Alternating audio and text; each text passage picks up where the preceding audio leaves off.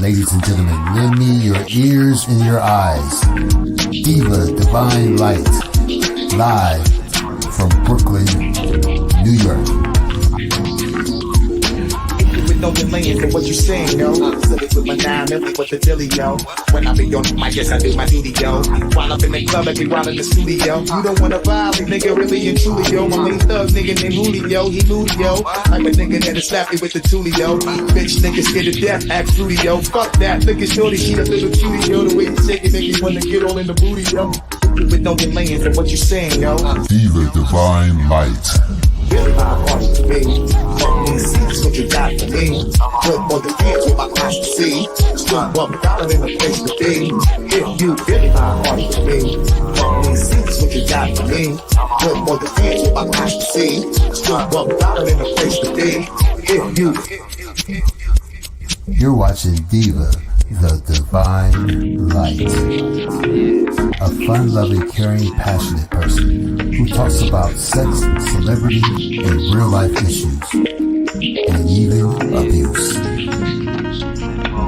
So hit that like button and make sure you share the show.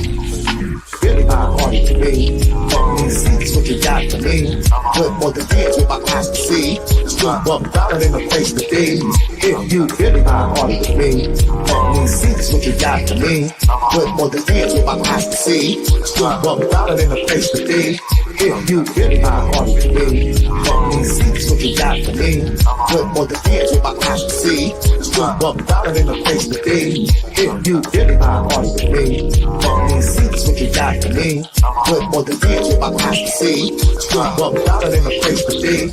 If you. Here comes the pitch, and it comes in wide. On the combo.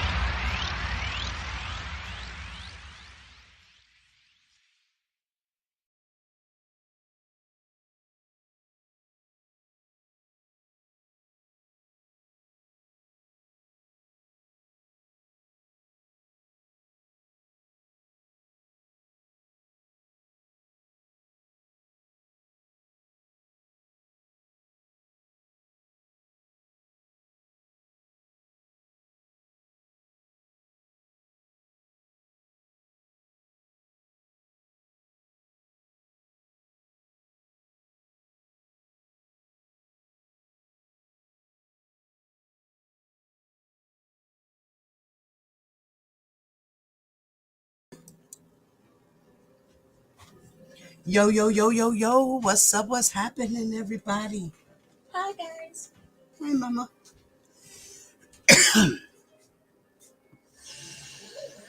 What's up? What's up? What's up? Yo, yo, yo, yo. Good evening, everyone. Hello. This is part 2, continuation of where Atmos started. And shout out to Atmos for finally speaking up and standing up for himself and for speaking truth about the situation. Can nobody see you? My daughter's saying hi. She's waving. I know nobody can see me. I'm blowing away your smoke. Oh, sorry. But hi, guys. But my daughter says hello. And I would like to say hello to everyone in the chat. Hey, Flawless. What's up, Queen Newton? Cherise. What's up, Mama? I never got my fruits earlier. I'm so salty about it. What do you mean you never got your fruits? What are you talking? What fruits? Oh, the apple and the... Crazy lady. I am so sorry. I love you. I was like, where are they? I know she said she was going to give me.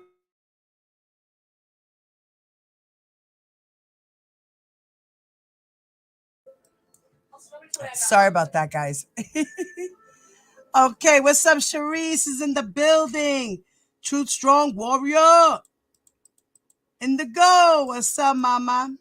OCOV Fat Boy, a.k.a. I be stroking.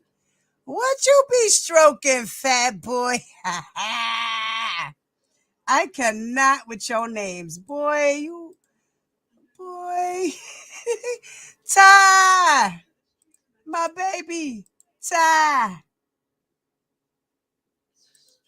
Who else we got in the building here? All right, my family's in here. Hey, 504 girl, what's up, baby? I miss you, mama. Goon, what's up, Goon? Goon, the tone. And everybody else in the bushes. And my family in the bushes. What's up, everybody? Miss Frugal, what's up, Miss Frugal? Matter of fact, for all of you who have businesses, if you're a YouTube content creator, drop your links in the chat so people can follow your business links or follow your YouTube channels. Please do so. Whenever you guys come in, please remember to just drop it. I should not have to tell y'all. Blay! What's up, mama? My loca. My loca, loca, loca. My loca Blay. That's the loca.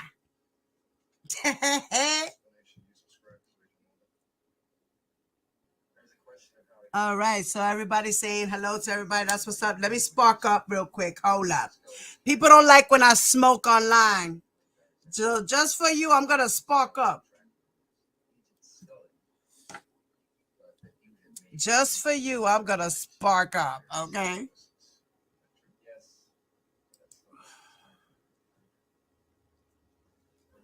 So everybody that has a business, drop your links. Flawless, 504 girl, who else? Miss Frugal, Tears if you in here, mama. Who else? Ty, if you want to drop your shit in there. Fat Boy, you already know. You too. Anybody else that's working it? Queen Newton, drop whatever link you need to drop as well. Thank you. That's right. I am lining that shit up. You already know.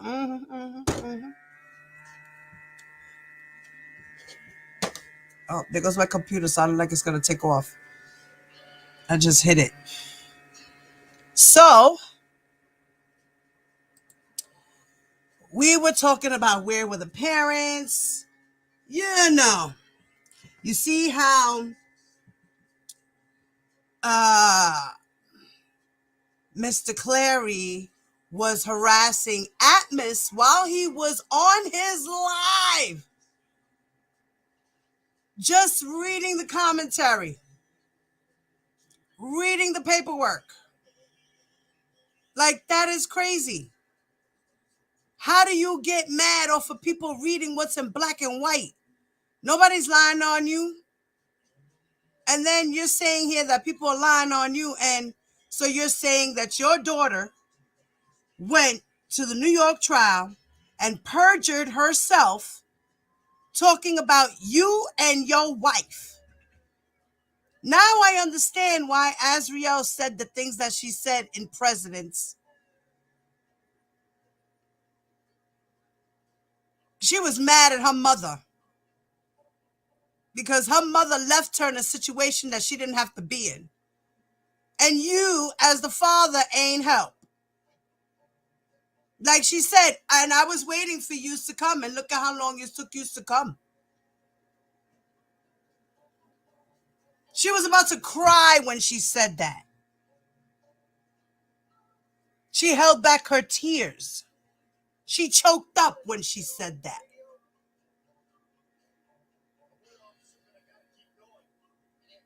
She waited for you guys to come and get her. You were supposed to get her right away. You didn't notice the signals that she was giving to you guys. She couldn't say much. And then she lost contact, total contact with y'all. And it was a wrap. Yous let her go into R. Kelly's grip. You could have taken her to anybody else in fucking Florida to produce her, or took her to Atlanta. Georgia's not far. You should have brought her to Damon Dash, the Brat, somebody. Instead, you said, oh, fuck it, I'll let her go into R. Kelly's grips. You lied and said you didn't believe the shit that he went through, and because he was acquitted and all this and that. That was just an excuse. You knew what the fuck it was, and you still put your daughter in that position because you wanted to have a bigger house. Yes, I understand that you wanted to see your daughter grow in the business because you know she had talent and she was already doing her thing, and you wanted to take her to the next level. But you could have took her somewhere else. Instead, you led her to R. Kelly. And your wife was pimping her, grooming her for him until she wound up developing strong feelings for him where it was too late. She was done. She was ready. She was in love. She was there. Her purpose, she said, wasn't to be there for sex. She did do it at first for her music. And then it got to a point where she was going back and forth on the weekends. She started having sex with him and it was a wrap.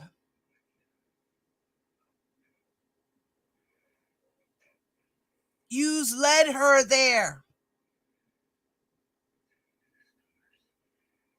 You're guilty of that. You're guilty of letting your daughter go.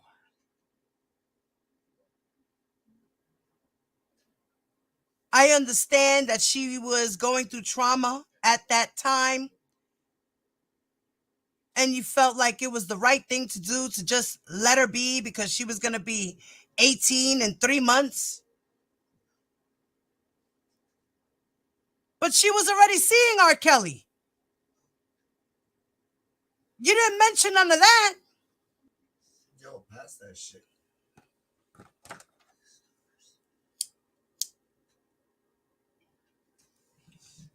You didn't mention none of that. Baby. Shut up. You didn't mention none. You didn't say nothing about none of that. How your daughter was taking trips every weekend since April up until September when you let her go. And then you let her go with somebody you didn't even meet. You didn't even know. You didn't even vet the information. How scary is that? I would never. If I didn't officially speak with people from the record label and know these people and research these people and find out who they really are, I'm not letting my daughter go anywhere. You got too excited. All you saw was green. And then once you found out that your daughter was allegedly being abused, because at first it was just a story, because Tim Savage and Asante McGee decided to come out and have a conference and pull you in on that and say, hey, listen, you know your daughter's over there being abused? Then you said, holy shit, what the fuck? What did I do? And all this time you was kicking yourself in the ass and trying to have people have sympathy for you. We were all in your trance. We weren't in Azriel's trance like that. She wasn't out here talking to us like that. And when she finally did speak up a little bit on YouTube, it was pulled down because of all the intimidation she was getting behind all this bullshit. Because of you and your wife.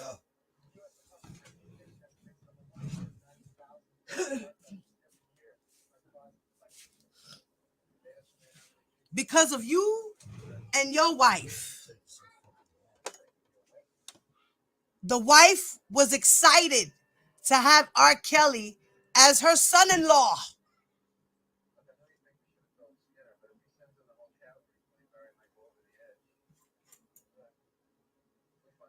She was excited. She couldn't wait to have babies, grandbabies. She wanted grandbabies. Your daughter was 17.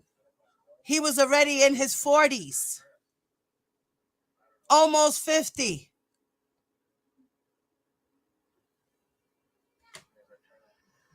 As old, maybe as old as you, Angelo, right? And you let that shit rock. You didn't have a problem with it. Your wife didn't have a problem with that. Y'all had a problem because R. Kelly didn't invest in your business. You had a problem because of the fact that your daughter just stopped talking to you. You had a problem that the mother didn't get involved in anything. Your daughter didn't get that one song you wanted.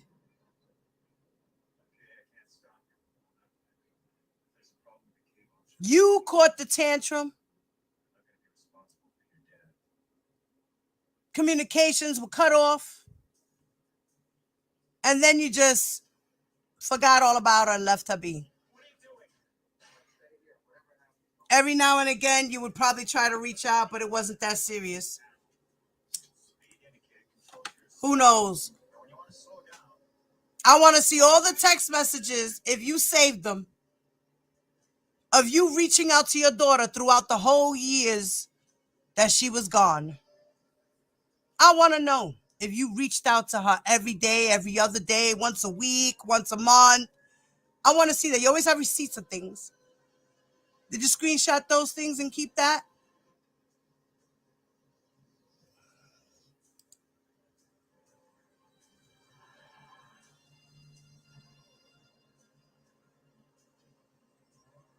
And then your daughter got pregnant. She had to have an abortion. She caught herpes.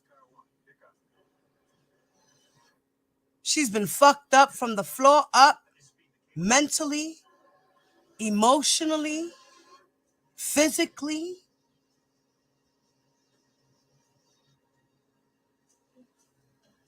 Mm-mm-mm.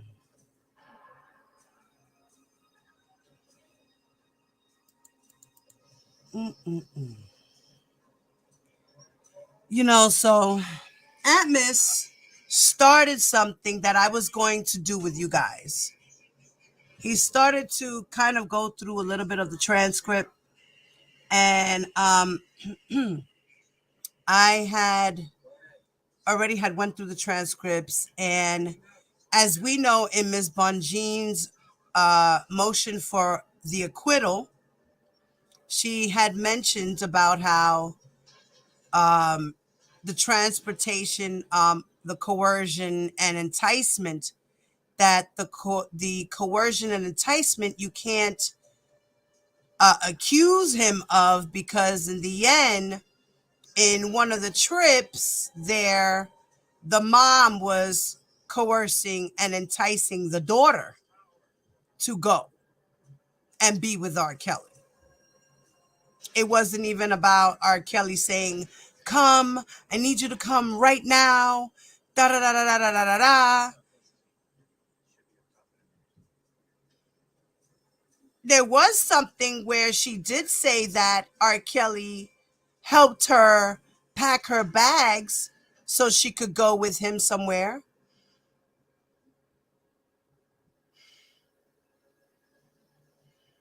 Now that was there. But you as the parent knew where she was going from the get-go. Yous were acting like yous didn't know shit that she was sneaking around behind your back.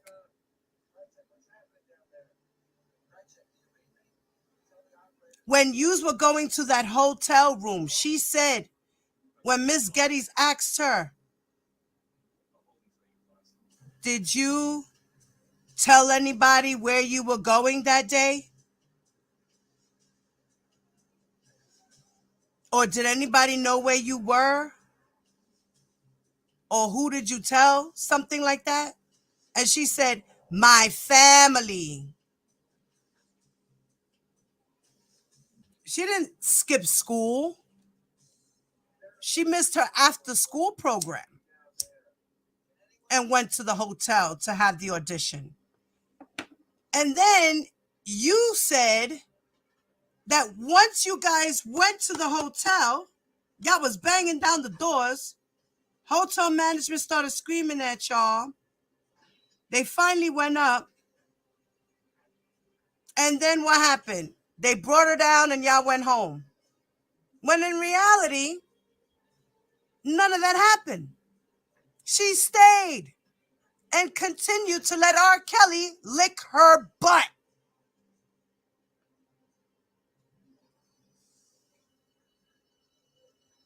And yous left the hotel and left your daughter to do whatever.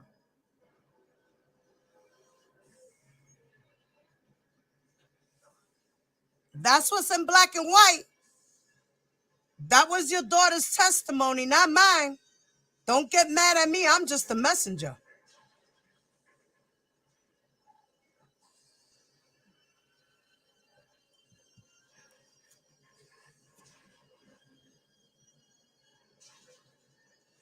Okay, listen.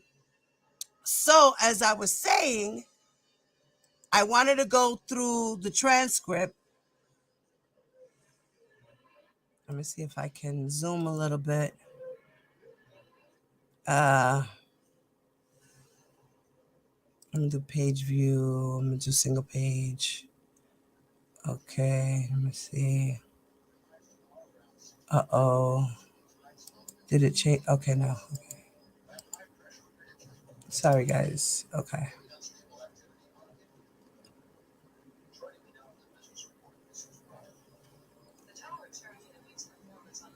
Okay.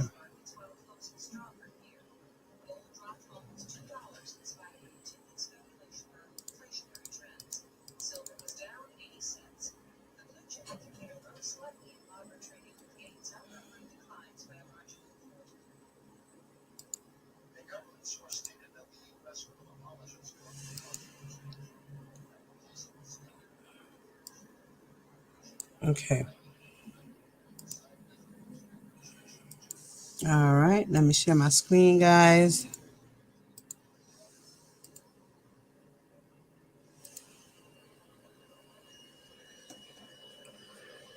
And once again, hello to everyone who's in the building and to those who just jumped in. Hello, hello, hello. I love you guys. Listen, I put the link in the chat.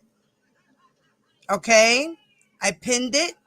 So if anyone would like to come in and help me read a little bit, that would be awesome if you have the time. And we can also discuss what's going on. If you guys have any opinion, anyone wants to speak up and speak their opinion of, what they see of what's going on, you're more than welcome to hit that link. Okay.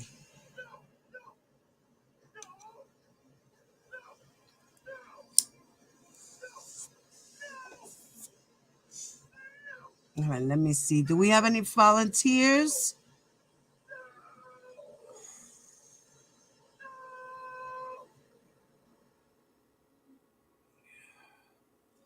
Yes, he was texting Amos. He was bugging out. And I'm pretty sure he did the same thing to Whitney D the other day when she was reading it. I know he was. I know he was hitting her up like, don't read that. Don't let them distract them. You got to distract them.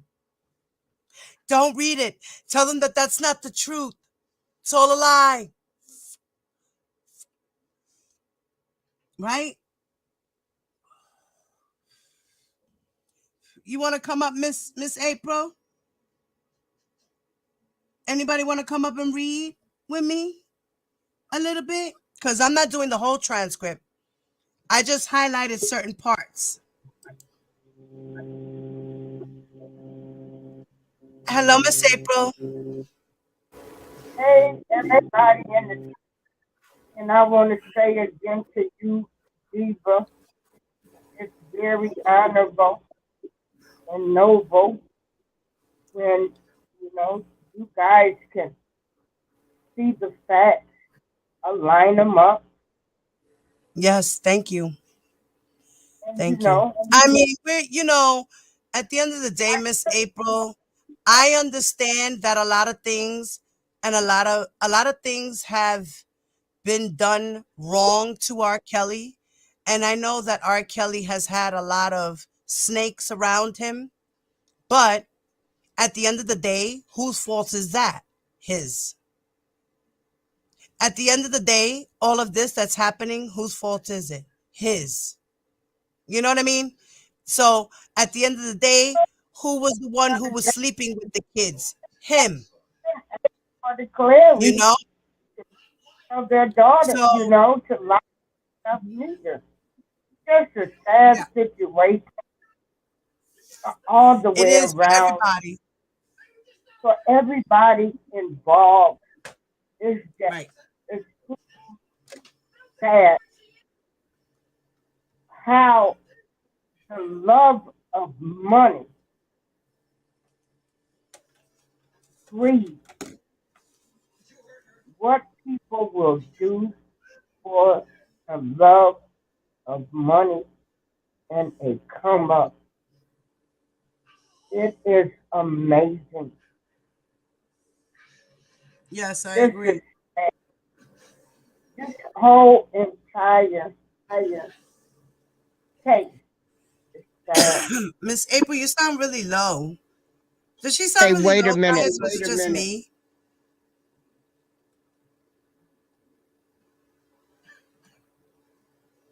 Oh, did she sound really low, guys? Can you guys hear me? Because I just switched to my microphone, to my headset. Let me connect your device, Miss April. Oh, okay. There she goes. Okay. Yeah, Okay, what Miss I April. wanted to say, yeah. Can you hear me now? Oh, yeah, you sound better now. Okay, yeah, because I have everything going through acoustic. Um, this entire case it's just sad what's going on in the black community. What the love of money will make people do. It's just sad. It's really sad.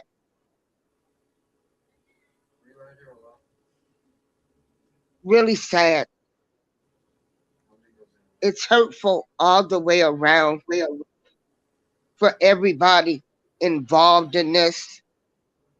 People have been ready to fight, My headset just kill. up. Give me a second. I'm gonna mute myself. Okay. People have been ready to fight and kill each other over an opinion. I mean, it's just sad. It's sad. And you're right, the truth.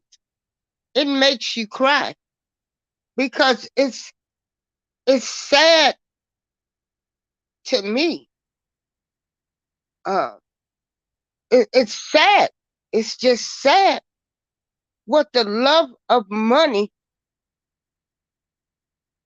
will make people do.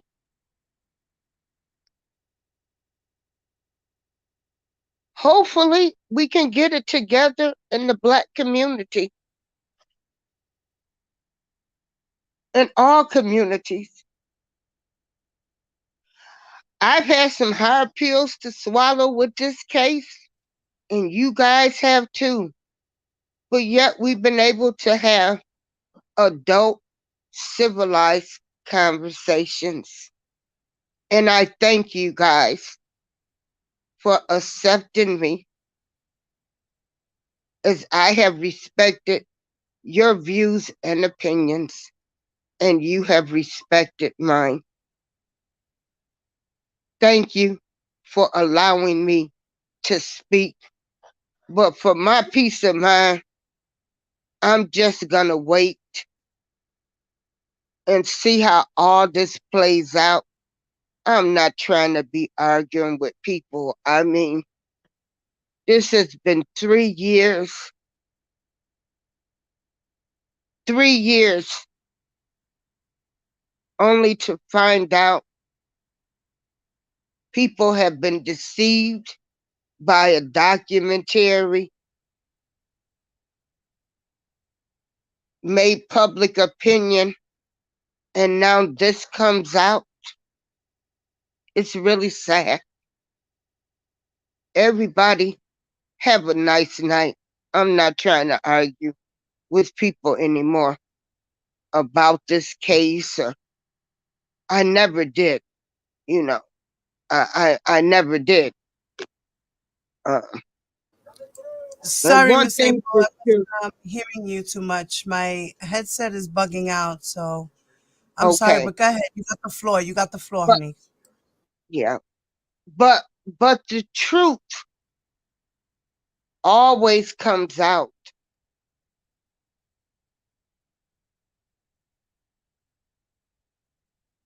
and you know the As love they of say, money. right? What's Yeah, done in the dark shall come in the light, yeah, and the root to all evil is money. yeah. Hey, fat boy. I'll call you Clarence Carter now. Talking about I be stroking. Everybody know Clarence Carter had a song. I be stroking. Hey, Oh stroking my to God. the east. I I'm a DJ.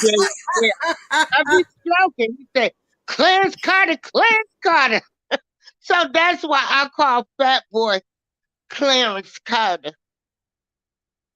But yes, this is sad. This It's whole a sad entire thing situation for everybody. is sad. It's sad. And then for Atmos or anybody else to be threatened, Right. to be threatened for He did that reading shit to the God is dawn. document, He did that you same know, shit to this God is is dawn crazy. a long time ago. Yeah. But He did that shit. He did that shit to me. He went on his IG and spoke about me and Blade. Then he went and had Sean talk about me and on Atmos's channel. Then he went on Whitney D's channel. Like, what? Nah, man. Nah, man. And he had my number. He ain't hit me up. and like I said, for the New York case, Azriel was responsible for what, 5 of his charges? She Five was, of the I think, yeah, I think it was 5 of the charges. Yeah.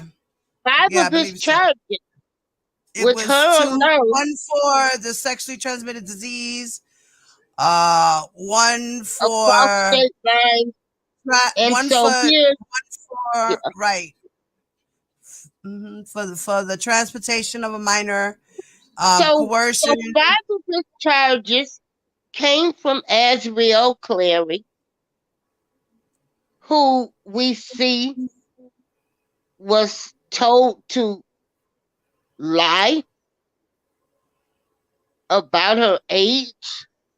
And Right. we can all say, well, when he found out the truth, well, how many women done left their husbands when they done found out he had an affair, cheated, or an outside child?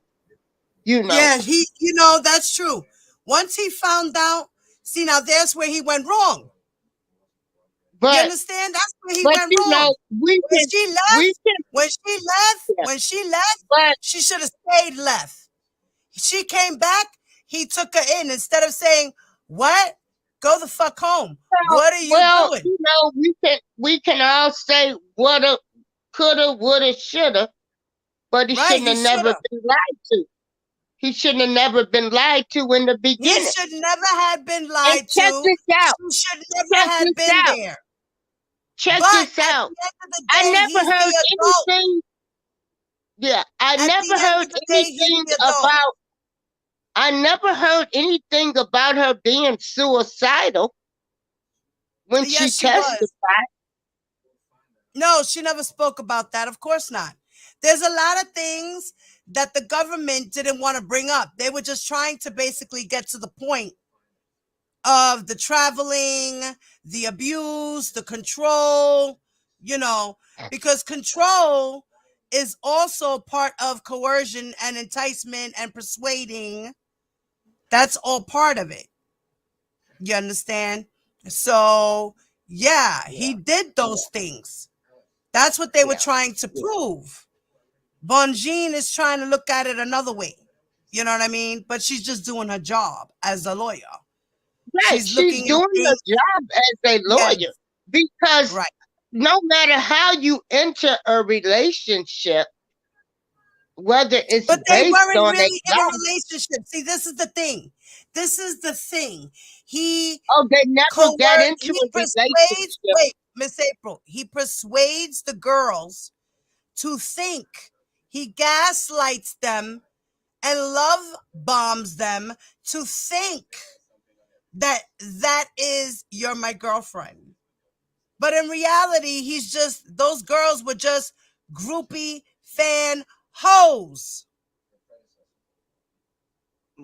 Now, now, and And now and that they're coming out, the now plan. that they came But out, see, now, do you believe her the first time she was on Gail King when she said, her parents knew and the money and everything? yeah, at first we did, but then when we went to the transcripts and she started talking, we were like, what the fuck? Wait a minute. We didn't know that. And And wait a then, minute. We didn't then know that. Wait a minute. $5,000 a month. Huh? $5,000 a month. Yeah, Yeah, according I to mean, according to Haley Calhoun, that's what she was getting. Who knows what everybody else was getting? Lord have Remember, mercy. Haley Calhoun was the one that said that she got $5,000 allowance. Did everybody else get that? We don't know that. It was only Haley Calhoun. Money, You know, the love of money, the love of and money. I'm gonna say this too. Remember, not every girl was treated the same. He knew who he could do what to. He knew who he could get away with shit and who he couldn't get away with shit. He knew who he could manipulate and who he couldn't manipulate. He knew who he could step over and who he couldn't step over. He knew who he could pay off and who he couldn't pay off. He knew who was a yes man and Somebody who asked wasn't. me what I think about the Aaliyah situation. The Aaliyah situation, I think the same thing. Hell, for 30 years, the mama lied to us. Then we got to Mm, find out through court documents, that mm, there was a marriage. The same exact thing. I mean, mm-hmm, Aaliyah is dead. Her mother said mm-hmm. it never happened. I mean, Right. we believe the parents. Right. You believe that it wasn't true until it came out in the court documents. Like, what? Even though So us the on this same side, thing, we already had like our like feelings about Aaliyah. like We the knew what same was way true. with the Clarys. People Right. were saying, why would somebody send their daughter, and they claim like they didn't know anything? Everybody believed the Clarys. The same Right. thing. It's Right. mind-boggling when you got the parents saying one thing. Who do you believe now? Right. It's So always, you are got the you parents telling the lying all truth? over the place too. This shit is Yeah. crazy. It's wild. Man, this some shit. What? Let me look out of my goddamn window. Am I in the Miss fucking Twilight April, Zone? Miss April, Miss April. It's Okay, just like, I see you that. I know, see the we Harris all Casino. I'm still. We all we been all bamboozled. we all get listen, we all got bamboozled on both sides. I'm You bamboozled. understand? Because Yes. you guys believe certain things about R. Kelly and then find out certain things to not be true and then be like, shit. And the same thing vice versa with us on our side going through the trial. You And know, then so the like same I thing said, with what John was done in Landfair the too. dark will come, like I said, what Yeah. is done in the dark will come to the light. And look Okay? at Rashawn Landfair parents. I could never Oh, I understand can't with them. how a man They could now work for those somebody for people 5 years, or if they kept him in the garage, like 5 years. He worked for Greg Landfair. Greg Landfair worked for R. Kelly for more than 5 years. He was working for after him that. since Right, like that's what I'm saying. 1998. And you know that probably killed that man. That man probably had rather been dead than to He tell the probably had truth. a heart attack arguing with one of R. Kelly's people. Who knows? This is crazy. I mean, this is You just know, straight because out. supposedly Greg Landfair had a stroke. You know, and he was a pretty hefty man, so you know, he was a heavy set man. I'm pretty sure he had diet issues. Who knows if he had SK, diabetes, wait you a know? minute. We're not. I'm not saying. We're talking about different Thank you, ways Ty. we have all been bamboozled in this case. Yes, in this whole sector, yes, we have. Everybody, you got parents that have lied and covered up for years. You come out Yep. 30 years later with the truth. You want people to now believe, um, it's crazy. It's crazy. And it's the same thing with his side. You got people covering up and lying for him and getting involved and messing things up. Like, this is crazy. This whole thing is a fucking circus. A circus. Yes. When people need And to, the these truth, fucking the truth, these yes, you would bloggers have had a need to stroke too. stop. Give me 1 second, Miss April. Okay. Let me say something. Honey, I would have These had a bloggers, stroke too before I would have got on the stand and had to tell all of America that I took all of this money for my daughter and I lied and then I worked for him. This shit is wild. yeah, but Angelo didn't get no money. That's the point. He didn't get no money. He never got money out of this. That's the point. He never got money. That is the So point. that's when it became a showdown. It became a That's when showdown because nothing that what he the wanted hell to is happen going happened. on? Right. It went and happened. Wait, Miss April, slow down 1 second. What it is that Angelo, the mother and Angelo had a plan for their daughter. They saw R. Kelly. They saw green in their eyes, right? They said, boom, our daughter could do the music with R. Kelly. And we can do things with R. Kelly too. I'm going to try to pitch him a business and see if maybe I could work backstage with the lighting. And then the daughter was trying to get the mother to work. Jesus Christ. But then all of a sudden everything's going fine. She's seeing him back and forth. The parents know where she's at, what she's doing. Then they sign a permission slip for her to stay with him because she was getting ready to graduate. R. Kelly went and made sure that she got her school shit together first so that then she could go with him to Chicago and live and be on tour with him back and forth. The parents knew she was supposed to come back in December, right after her birthday. She just turned 18, December 30th. She was supposed to be back home December 31st, according to the letter. Never returned home. She was already in R. Kelly's grips. And at that time, that week that it was her birthday, R. Kelly punished her, beat her ass, and all that shit. Locked her in a room for a couple of days. The Mayweather sisters are texting about it. Cheryl Mack is texting about it. What's going on? Why didn't he just leave that girl there? Why? Why did he have to have her come back? When she went home, she should have stayed. Now she's being punished. She hasn't eaten in 3 days. And it was her birthday week. The day before, the day of, and the day after her birthday. He abused This her. is She just this turned is the 18. The craziest. parents Oh and my God. the parents didn't know about that abuse, of course not. But they knew that their daughter was there and didn't care.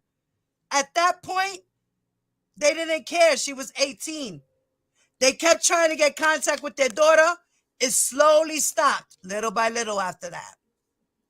By My the God, time my God, my God. 2016, by the time the end of 2016 came about, the Savages came out, started telling their story. The Clarys found the Savages. I mean, the Savages found the Clarys, or the other way around. I forgot which way it went. But next thing you know, the Clarys came out and spoke about their daughter. So let's just say that they had lost contact starting maybe almost a year. They had no contact without their daughter. No contact from their daughter at all at that point, up until the Savages and them came out in 2016, almost 2017, talking about the sex cults and all this and that. That's where it all started from. I So it was said, you know almost, what? We ain't gonna never know the whole complete truth, but we no, getting we it. never will, because We getting everybody it. has some bones to bury. Lord And have everybody, mercy. no matter what, is going to still cover up for somebody because they still have loyalty. That's the thing. People are still loyal to R. Kelly. So not everybody, people that actually have spoken up, haven't said everything. They're just saying a little bit and that's it. That's all. They're not going to go deep because a lot of people will be incriminating themselves because they were complicit to some of the things that they seen. You understand? So you have to be careful. So when these people are coming out, they're only telling half of the truth because they can't tell the whole truth because they could be incriminating themselves. Cheryl Mack went on the stand. She said what she said. She got immunity. Demetrius Smith went on the stand, said what he said. She got him. He got immunity. Lisa Van Allen got on the stand, said what she said. She got immunity. But at least they went out and told their truths, even though they didn't say all of it. They told us half a story that we needed to know. That's it. That's all. I'm pretty sure there's more that has to be said, but people will die to the grave with a lot of that shit because they were there. They were there. A lot of people were complicit. They were seeing, they were watching, they were listening and not saying nothing. Well, I mean, you know, the way some of us folks are, how can you say anything? You know, you can't talk to people nowadays. You can't say anything to anybody. People ready to kill you. If you would have said, well, man, if that was my daughter, well, it ain't your daughter. You know, you can't have a civilized conversation.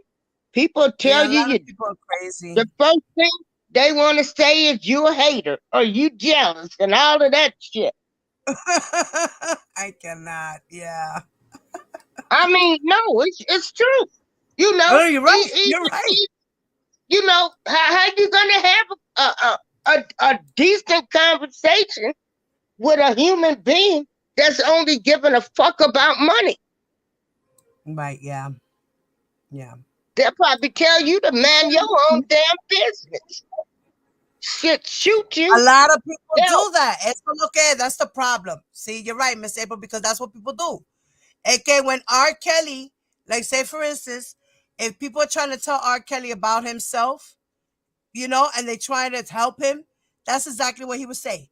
Nah, man, shut the fuck up and mind your business. well, Mind your I business. don't know that man. I don't know that man. I don't know that monster they talk about. Yeah, I that's know crazy. I mean, I don't know him personally either, I but know according I to know a the things kind-hearted that gentleman. according to Yeah. the things that I have read, according to a lot of his interviews, you can see who he is. You know what I mean? You really can. And, Yeah. it's just crazy. The It's a love lot. of money and I can remember this shit is just it's fucking crazy. It's crazy. You know, parents going all everybody's lying. Ain't nobody telling the truth. Everybody covering the tracks. What the fuck is really going on? Crazy. It's a lot. Um, People are,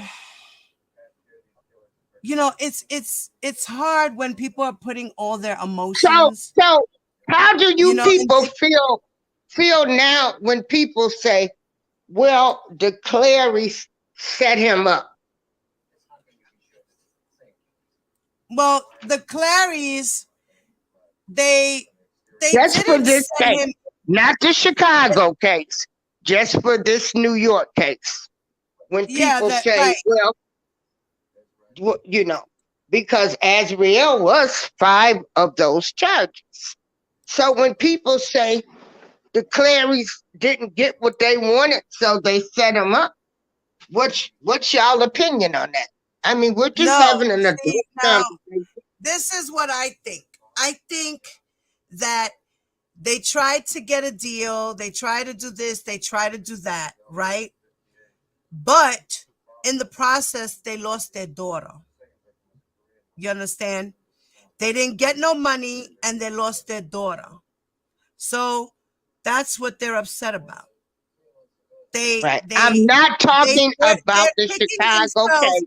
They I'm are talking kicking about the themselves in New the, I'm York not talking case. about Chicago. I'm talking Right. about The New Azriel. Is that York who you're case. talking about? Are you talking No, about I'm Azriel? saying we're talking right about this New York case, Right. the Azriel, the New federal York case case. in Right. New York, because That's what I'm talking about Azriel, too, mommy. That's what I'm right, saying. I'm okay, explaining to you. right, was in 5 That's what of I'm those explaining to charges. you. Now, when people say that the Clarys set them up, I'm gonna say it again.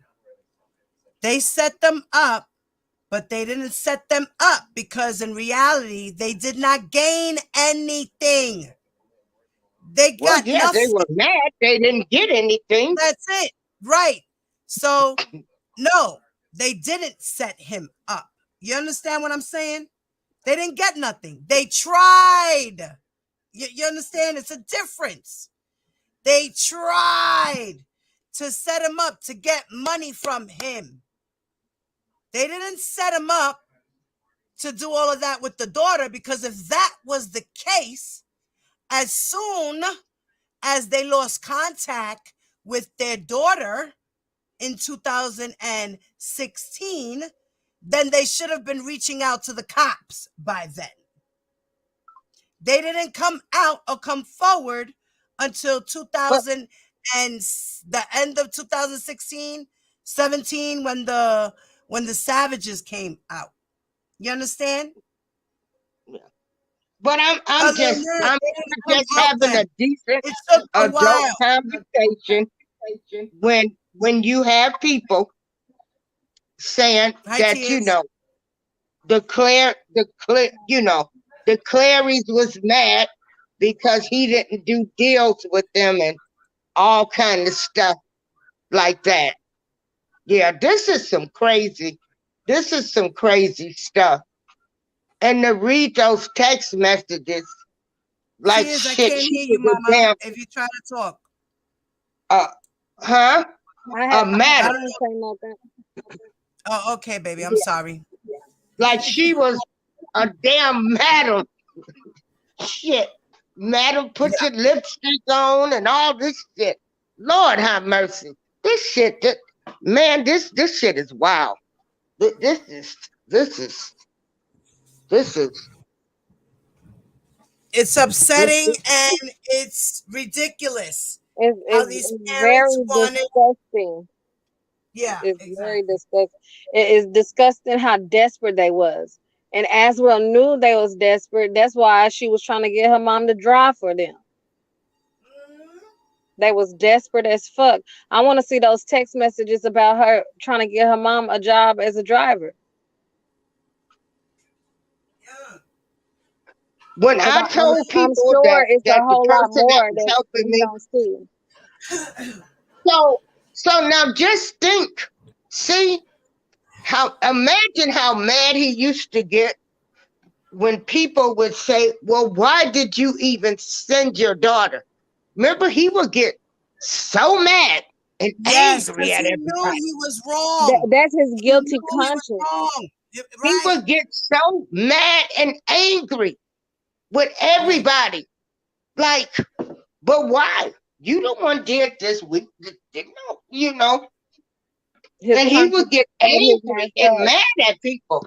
So can I'm thinking it became a showdown between them. Wow, this shit is wild, man. This is crazy. Yeah, So this what is do you got to crazy. say, Tears? Yeah, What you feeling about this shit, yeah. yo? This What is you feeling, Tears? it's Man, crazy.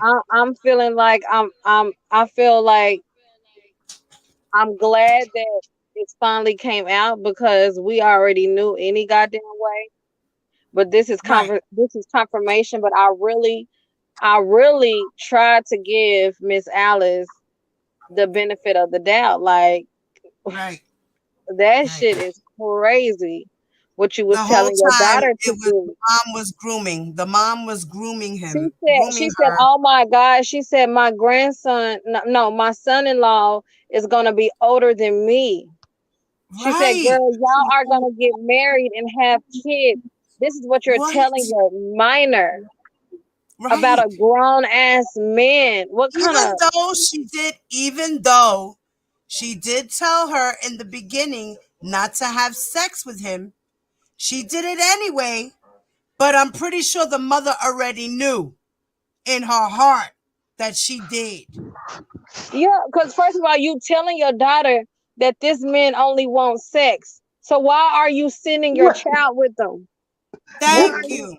why are you That's the setting up point that meetings at the hotel? this woman and got him as the son-in-law. Probably had the marriage prepared, wedding invitations ready to be shipped out, and right. Is Like, what that the I fuck had is to laugh that? and keep from crying, y'all. I But really then you're do. gonna go on. All I right, really listen, do. guys. I wanna I had I to want you laugh, guys to mute. and I'm a comedian, y'all. I like to make jokes. I want you You guys to had mute to for a laugh second. to I want keep y'all from to listen crying. to this, okay? You You heard? I'm gonna mute you guys, and I okay? want y'all to listen to this real quick.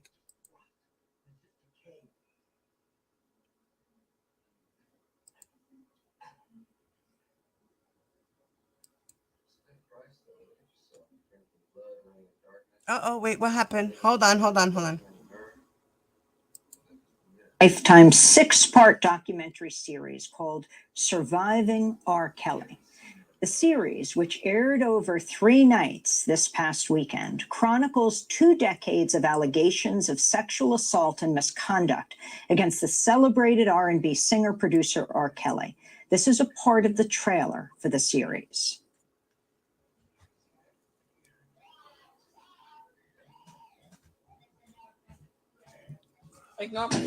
There's a difference between R. Kelly and Robert. R. Kelly's this fun, laughing, loving guy. But Robert, is the devil. Is the devil. R. Kelly is at the top of the charts, but he may be in for a fall. He was arrested today on 21 counts of child pornography. Kelly is accused of videotaping himself having sex with an underage girl. Taking advantage of minors will not be tolerated. Jurors found him not guilty on all charges. Robert has said all along he would be cleared of these terrible charges. Shame on you! Shame on you! Shame on you! Shame on you! Milk R. Kelly! Milk R. Kelly! Milk R. Kelly! That was the trailer for the documentary series Surviving R. Kelly. R. Kelly has been accused of abuse, predatory behavior, pedophilia throughout his career. But despite damning evidence and multiple witnesses, he's been able to avoid criminal conviction. Kelly married the late singer Aaliyah in 1994 when she was just 15. He was 27. The couple denied the marriage took place. It was later annulled. In 2002, Kelly was indicted for possession of child pornography after a tape surfaced that appeared to show him having sex with a teenage girl. A jury found him not guilty in 2008 after deciding they could not identify the girl. For many years, Kelly reached out-of-court settlements with women who accused him of abuse, some who signed non-disclosure agreements that kept them from speaking out about the allegations. However, after a 2017 BuzzFeed article reported R. Kelly is keeping women against their will in an abusive cult, survivors and parents of victims have come forward with new allegations about his sexual, mental, and physical abuse. This is Angelo and Alice Clary, parents of Asriel Clary, who met R. Kelly when she was 17. The way they had to exit was through the back. So during that time, we was waiting and kind of get a little nervous. Went to the corner where the VIP was, and then that's where she exited at, from the back side of the stage. He told us that he asked her to hear us sing. He liked it, so he gave her a number to contact him. Asriel was in the 11th grade. We didn't find out right away, but she was secretly, I guess, calling him and texting him and talking to him on the phone. One day, she said she was secretly calling him and texting him. When all that time, it was the mom who was secretly calling and texting him. She didn't mention that. I wonder why. Right, Tears? What is that? Exactly. Secret. First of all, you got to see how she was fidgeting with her hands when she said that. It shows that she was lying, okay? She was secretly texting him. That's why she leaned on the shoulder and started crying in his lap. Yeah, like y'all are some actors. It's like this is crazy. You can't make none of this up. It's We really can't make this up. And as you guys see, I'm rolling the play on the screen. So if you guys get a chance, look up at the screen and read the screen as the video's playing.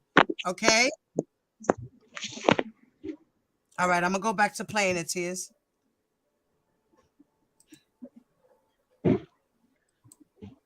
the time that she's supposed to be home, I called and she wasn't home yet. Finally, we get a phone call. She finally called me and said, "Oh, I'm at a hotel in Kissimmee meeting with R. Kelly." How and why, did this happen? Now, wait. Angelo said somebody reached out to him and told him where his daughter was, right? In the transcripts, Asriel said that she let her family know that she was going to the hotel. So now this is where they're saying that they found out, because from Asriel, that she was going to the hotel. But they already knew that she was going to the hotel. They're acting like they found out once she was at the hotel. Like it was a big surprise to them. They already knew she was going for an audition. I was really shocked. That was from the documentary series Surviving. I called and she wasn't home yet. Finally, we get a phone call. She she finally called me and said, oh, I'm at a hotel in Kissimmee meeting with R. Kelly. How and why, like, this happened, like, I was really shocked. That was from the documentary series Surviving R. Kelly, and we'll be speaking with Angelo Clary in Las Vegas in a moment. The series will re-air in its entirety on Lifetime on Friday, January 11th. Well, for more, we are going to Arnike Odiele, co-founder of Mute R. Kelly, a campaign to end R. Kelly's music career, and an Atlanta-based arts administrator who is also featured in this documentary. Arnike, welcome to Democracy Now! This series is just heartrending, horrifying. Talk for people who aren't so familiar with R. Kelly. Tell us who he is and when the allegations started surfacing, why you're so deeply concerned about him and have really co-founded a movement against him. Well, R. Kelly is a internationally recognized singer, songwriter, producer who's had a number of hits over the last couple of decades that have cemented him in a lot of people's mind as the king of R&B. He is beloved in the African-American community for some of the more inspiring and uplifting songs that he's written, like I Believe I Can Fly and Step in the Name of Love. I mean, those are staple songs at African-American weddings and graduations. And so he's very steeped in the culture. I first heard the allegations R. Kelly, when short I was for maybe Robert 14, Kelly. 15, around Aaliyah's age, about that marriage. And I can remember, thinking that was outrageous from, a kid's point of view. And then many years passed and I didn't hear anything else really, going on with my life, go to college, just wrapped up in other circles. And so hadn't heard anything else until June, I believe it was, of 2017, when the allegations came out about what the media was calling sex cults in his home in Johns Creek, which is right outside of Atlanta. And at the time I was sitting in my office and I, heard this on the news and I just did a Google search. I was like, what is this? See, so it was 2017 when everything came out. So for that whole entire time, so it was about a year that they had no contact with Az until they decided to make a stink with the Savages. Let's continue. I haven't heard anything about R. Kelly in years. And when I did that Google search, I found article after article after article after article about all the allegations, all the court cases that had come up since Aaliyah. We're talking about 25 years worth of women coming out and saying that this person abused me, this person is violent, they started a sexual relationship with me when I was underage, and they were asking for the community's help and were being largely ignored. And I just became incensed. I mean, I really just sat at my desk in my office, fuming, like, how dare we let this go on for 25 years at the expense of dozens upon dozens of young Black women. So I didn't know what to do. I'm not an activist by any kind of training, but I just was like, I'm just going to start a petition, a really humble petition to try to get him off of Atlanta radio. Atlanta especially cannot afford to support child molesters. We have a huge child sex trafficking problem in Atlanta. And I just was like, we just can't. We all know this to be true, regardless of the fact that we have to say alleged in front of all of these accusations. Everybody saw that tape of him sexually degrading a 14-year-old girl. Regardless of whether or not he was convicted, 21 video instances of him self-engaged in sex with underage girls were removed from his home. We all know he forged documents to marry a 15-year-old Aaliyah, who he had been mentoring since she was 12. So we know what this man is about. And we as a community need to say, even if we can't put him in jail, we're not going to give him our money anymore. We're not going to financially support the lifestyle that we know that he's living. And so I started that petition. And then Kenyette Tisha Barnes reached out to me when she saw me on the news and said, I have got to help. I've been doing this work, and I want to help. And the two of us formed Mute R. Kelly and decided that not only were we going to try to get him off the radio, but we were going to try to get his concert canceled. and we were going to try to get him off of streaming. We were going to make it impossible for other artists to want to work with him. We were going to cut off the money at every turn that we could, because it's really his money that is insulating him from the consequences of his crimes. And so if you stop the money, you stop his ability to hide. And so that's where Mute R. Kelly was born. Exactly. That's exactly what's happening to him right now. You stop his money, you stop his crimes, because he can't keep up with it. They did what they did for a reason. They knew what they were doing when they did Mute R. Kelly. Yes, they did try to deprive him of his rights to liberty, and what is it, the life of liberty or the happiness or whatever it is. They did, but they did it because he was allegedly accused of committing crimes against children. Therefore, they had every right to protest him and to make a stink as their liberty to freedom of speech. He needed to be stopped, and they knew what they were doing. Want to say something, Tears? You got something to add, Mama?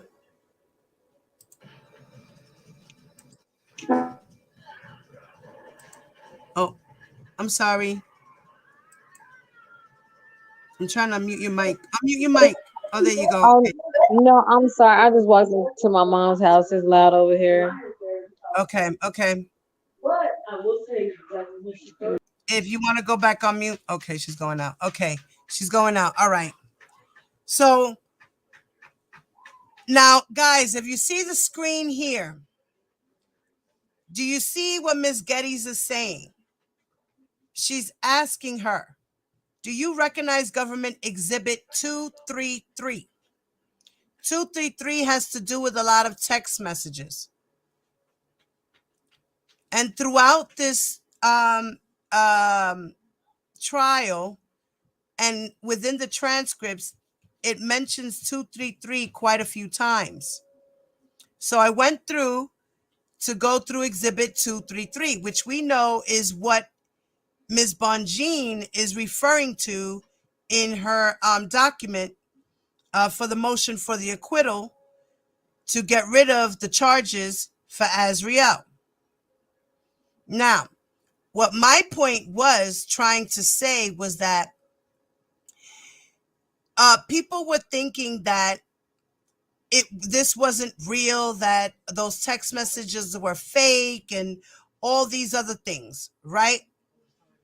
Well, let me just show you here that it states that Ms. Geddes had asked Azriel, do you recognize government exhibit 233? Azriel said, I do. Ms. Geddes said, what is it? Azriel said, it is my phone from high school. Let me read that line again. It is my phone from high school. Mine. Azriel's phone from high school. The phone her parents got for her. Her phone.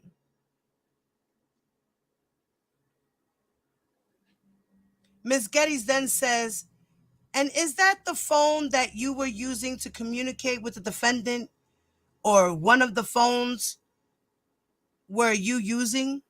She said, it was. Ms. Geddes said, government exhibit offers 233. Mr. Canick said, no objection.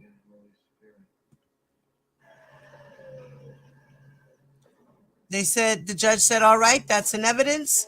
Government exhibit 233 was received in evidence. Then Ms. Geddes says, now, before you met with the government or first met with the government, when did you last see that phone that's in evidence as government exhibit 233? The last time I saw that phone was in Florida before I left my family. Now, remember, she was in Florida. She went to the concert from April till September or August that she had to go back to school. Right? She was seeing him on the weekends. It was 2015, in April of 2015, when she met him for the first time. So from April till she got the permission slip, she was going back and forth. And the parents knew.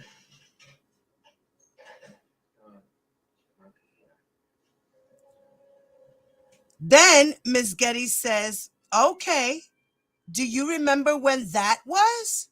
She said it was probably June or July. Of what year? 2015. And did you use the phone after you left it in Florida with your family? Listen to that question again. And did you use the phone after you left it in Florida with your family? I did not.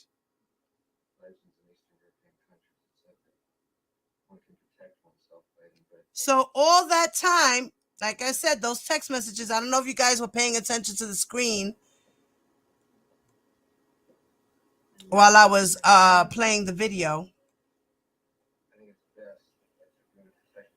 But I just wanted to kind of go over certain things. All right.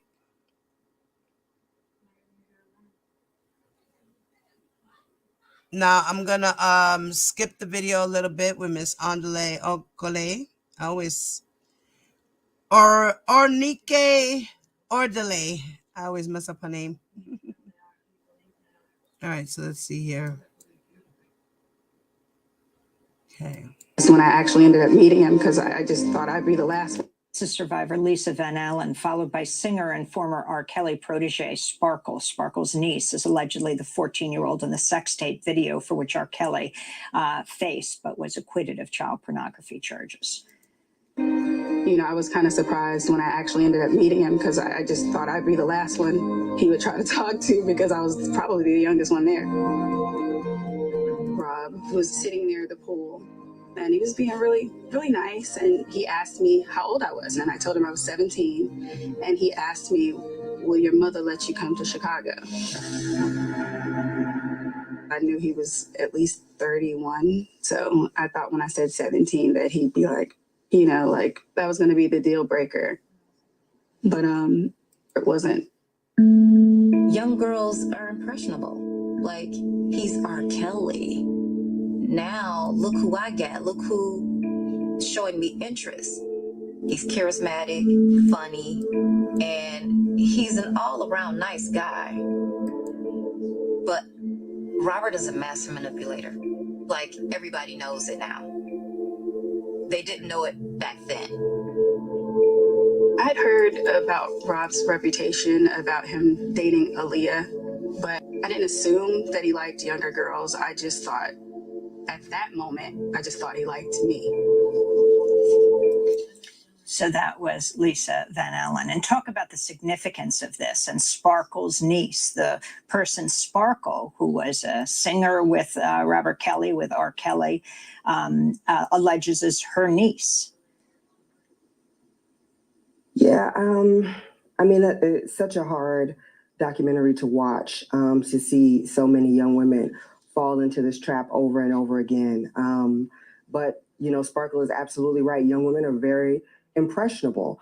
You know, and we say young women especially, but everyone is impressionable and is able to be manipulated by somebody that they look up to, they admire, they worship. I think, you know, there are grown people right now who have a celebrity who, if that celebrity dropped out of the sky and shone their spotlight on them, would leave their husbands, wives, children, and go run off to LA tomorrow. So, I think to think that children would be less susceptible to that type of temptation is ridiculous. He has honed his trap at this point. When you hear all those ladies' stories, it's the exact same story over and over and over again. He's using his charm, his looks, his fame, his money, his vulnerability as bait, and then he flips the script on them. Arnike, so it's really just unfortunate. This is Geronda Pace from the documentary Surviving R. Kelly, who says, this is just an amazing story because she actually met him while she went to his trial almost every day, and he saw her as he was walking into court. She says she was 15 when she met Kelly.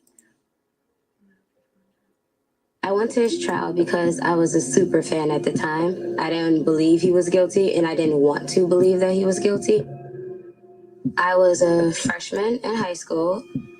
He was old for me to like him, but I fell in love with his music. After Robert's trial, his friend sent me a message and invited me to R. Kelly's party. And in the middle of me texting him back, Rob, he actually called my phone. And he was telling me, he said, I remember you. And I said, well, what do you remember me from? He said, you came to my trial. Thank you for your support. I was shocked.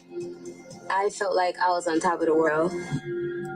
That was survivor Geronda Pace, who alleges she was later sexually, mentally, and physically abused while living in a cult-like atmosphere in Kelly's home. Pace is now speaking out despite having received a cash settlement from R. Kelly in return for signing a non-disclosure agreement. And talk about Arnike, these non-disclosure agreements. Well, that's how he's been able to kind of cover his tracks for years. There's a lot of talk about, women accepting these cash settlements, but not talk about him making these cash settlements. Part of it is, when these cases come up, your lawyer takes a look at him and goes, you need to make this go away, right? This is not something we want out in the public. And so he offers them money for their silence. And I think that they are judged for that unfairly. Because if we all think about our daughters, our nieces, the young people that we love in our life, would we want their name and their image and the terribly humiliating things that have happened to them all over the news forever? Women are forever judged and found guilty for any sexual indiscretion that they have for the rest of their lives. At this point, Monica Lewinsky could cure cancer, and there's still going to be a footnote on her legacy for something that happened decades ago. And who wants that for their child? What you want is for the person to pay for what they did. And if you're not able to get that in court for whatever reason, for statute of limitations, for lack of physical evidence, you want to make them pay however you can. And so many of these people took the cash settlement and the NDA to make it go away and to also save their daughters that humiliation of having their name dragged through the mud. I think if we want to create a society where people don't take money and they fight it to court and they fight to get justice, we have to create a society where victims are not going to be blamed and judged for the things that happen to them. We have to create a society where this is not going to follow you for the rest of your life and be the defining moment of your childhood. We have to create a society where people actually look at the facts and the evidence and not at the fame and the wealth and the smokescreen that money and fame are able to create in order to really kind of see the merits of the case and judge it on that. So I don't judge any of these women for taking money for their silence. I don't know that I would be able to put myself in their position. And they're extremely brave for coming out on this documentary and telling their most humiliating, degrading moment of their life to the entire world. I don't know many of us who would want to do that. Arnike Odley, I want to bring Angelo Clary into this discussion, the father of Esriel Clary, who met R. Kelly at the age of 17, moved in with him with hopes of advancing her music career. He hasn't seen his daughter in almost 4 years. Angelo, thanks so much for joining us from Las Vegas. Can you talk about what has happened to Esriel, what you understand took place?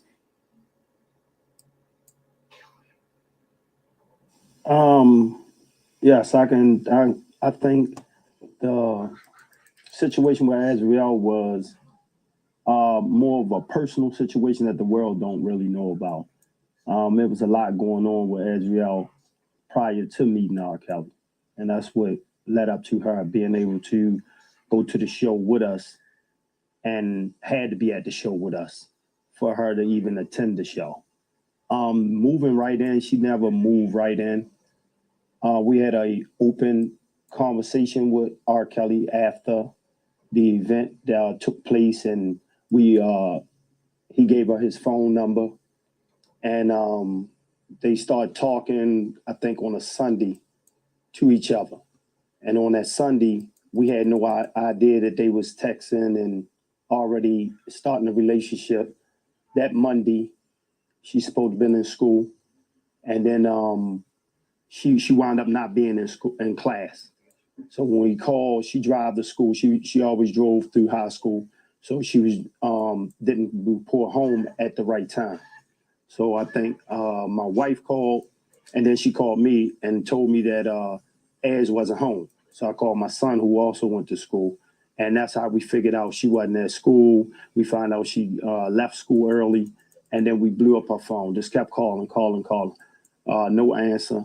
When we finally got our answer from her phone, she sent her mother a text and said she had a audition with R. Kelly.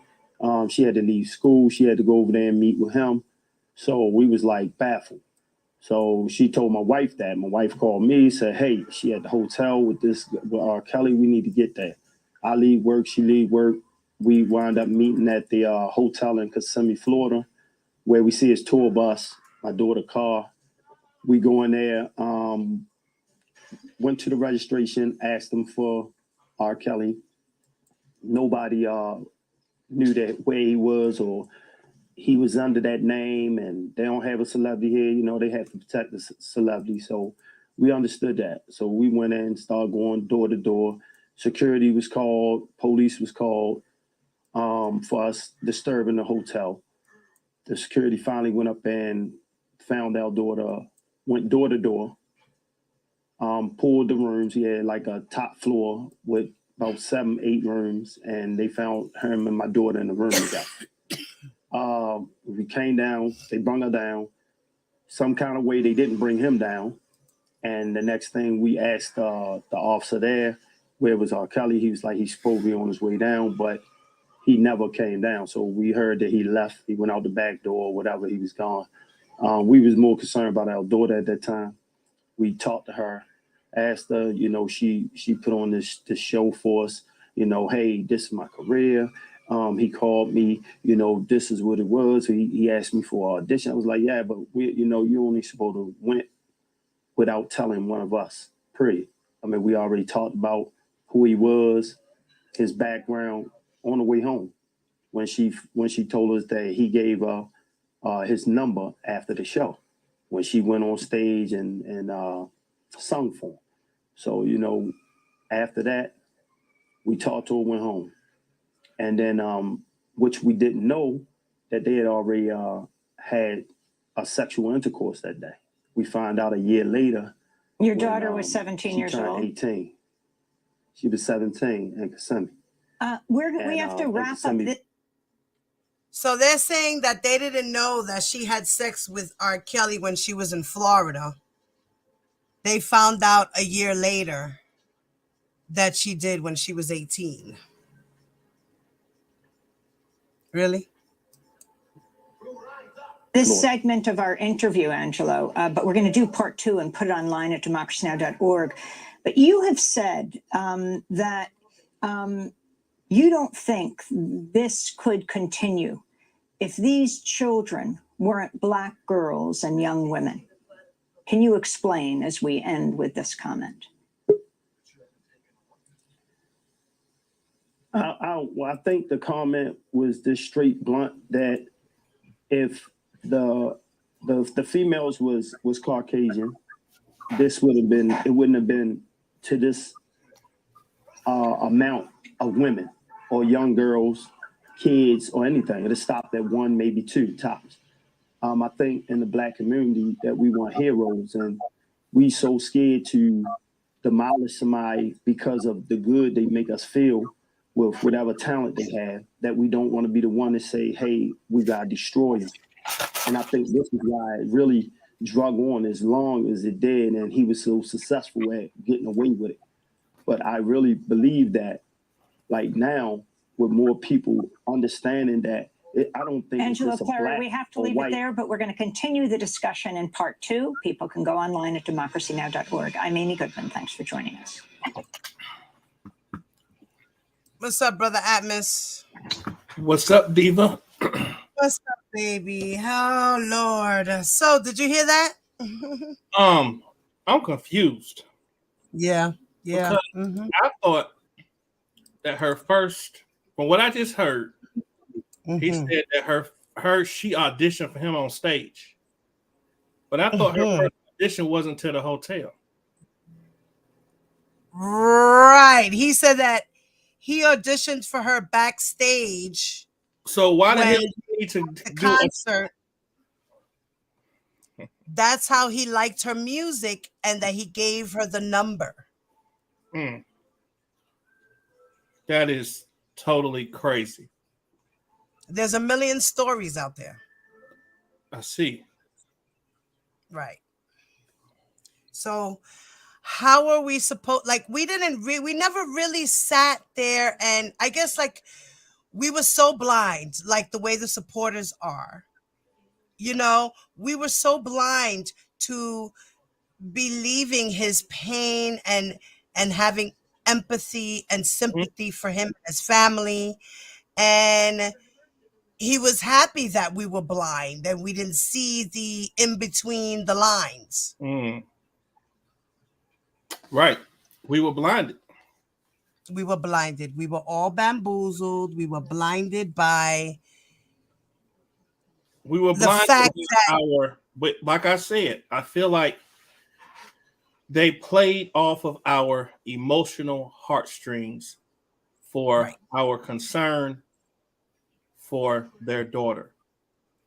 And because of our concern, and we were always in protective mode over Azriel. Every time somebody would say something about Azriel, calling her ass rat and all this kind of stuff, like we would go into defense mode. And so a lot of things that about the parents, we kind of overlooked because we were more so focused. We're not here for the parents. We're here for the victims. So for the victims. Yeah. Right. So we, of course, you know, we're not here for the parents. But now that we figuring out that the parents had something to do with making her a victim of his, right, with aiding and abetting in her becoming a victim of his, it hits way different now. Way different. Way different. It's like we slowly started side-eyeing him, and then things started coming to light like crazy. And some of us were still hypnotized by his manipulation. And then a lot of us, you know, woke up and saw what we saw, you know, and it's a shame how he was just trying to attack you. Now he did the same shit to me. He did it to God is Dawn. I know that the other day when Whitney D was reading her shit, I know he was texting her left and right. I'm sure he was. She kept looking at her phone. Right. She kept looking at her phone and pausing pausing and kept going off. I saw that. So I know he was telling her shit. Now he tried to tell me I never used none of y'all. You definitely used us because you used us to help defend you. You used our platforms to come on and lie to the masses. So that right there is using us. Right. That's right. You used our platforms. He didn't really come on my platform too many times. I think he came on like maybe 3 times. Okay.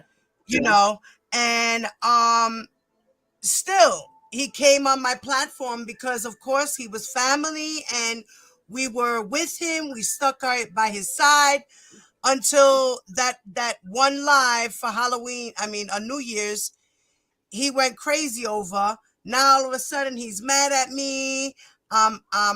You know, I'm a no good blogger. I don't know what I'm doing. I smoke bud and all this crazy stupid shit he was saying. You know what I mean? Like, for what? because I said I wanted to kind of call truce within these streets so that maybe we could all come to a level where we could just be cordial and debate without being personally attacking each other. He had a problem with that. Right. Because I'm supposed to be for victims, how am I communicating with the other side? How the fuck are you communicating with Levi, who's on the other side, who's allegedly the cousin of the man that's screwing your daughter? But yet you're going to be mad at me? How is it that you're communicating with motherfucking Dana, who's on the other side, right? Fact. But yet I can't have Debo on my live to try to cool him down? You know, I listened to that live again about maybe like 2 or 3 times. The one where they had that blow up, and Debo was just being Debo, right? And but Debo, he was being honest. He was being honest, right? And that was welcomed. Like whenever they come over here, they know they're gonna get toe up in the doggone chat. If they smart, they'll know. Right. And when we go on their chats, we got the other day they tore my ass up in that chat over on Levi. Get your ass out of here. You know, all that kind of crazy stuff. Yeah, I seen that. Yeah. But at the end of the day, when you walk into enemy territory, you have to expect that. The main thing that's right for is they're going to give me an opportunity to just speak my mind. And so that's what we do as content creators. If you get someone who's on the opposite side, but they're respectful, then you and your people can come over here. Just don't be disrespectful. That's it. Just don't be disrespectful. We can talk and have open dialogue. We could agree to disagree, but we shouldn't have to take personal attacks because of our opinions. Right. It's not cool. It's not right. Thing about it is, like, I don't see him going crazy over Bedbug, who did a live on him the other day, just totally obliterating the family. I ain't seen no video come out about that. I ain't heard about no text or nothing like that. No Instagram. But all we do, we get on, we just read text messages. I read it and I went back and looked at it because he's like, well, you got my name in your comments. How the hell can I control his name being in the comments? I hadn't even said his name. Yeah. Right. You were supposed to come out and say, listen, guys, don't bash Angelo in the comments. No. Even though I personally am not going to bash him because I already let you guys know that I'm just spreading my feelings without bashing the man. But I don't have control of the people's opinions in the chat. Nope. At the end of the day, we OCOV. What's wrong with him? We all feel the same way. So, like, what the hell? You bugging out? Who you running? You don't pay nobody over here to be telling anybody what the fuck to do or say or how we should think or react. You're bugging. Simply bugging. If that's the case, run me my money. And then I think the thing that's kind of disparaging is because we use our platforms to put out content about what is in the paperwork, and we offer our opinion based on what we read. That makes us horrible, stupid, dumb bloggers. We're irrelevant because we use our platforms to put out information. I don't understand that. Right. But if I got on here and said, oh, y'all, all that stuff is fake. It's so fake. Don't worry about it. It's not true. Let's continue to support the clip. Oh, I would have been. That was a great lie. Right.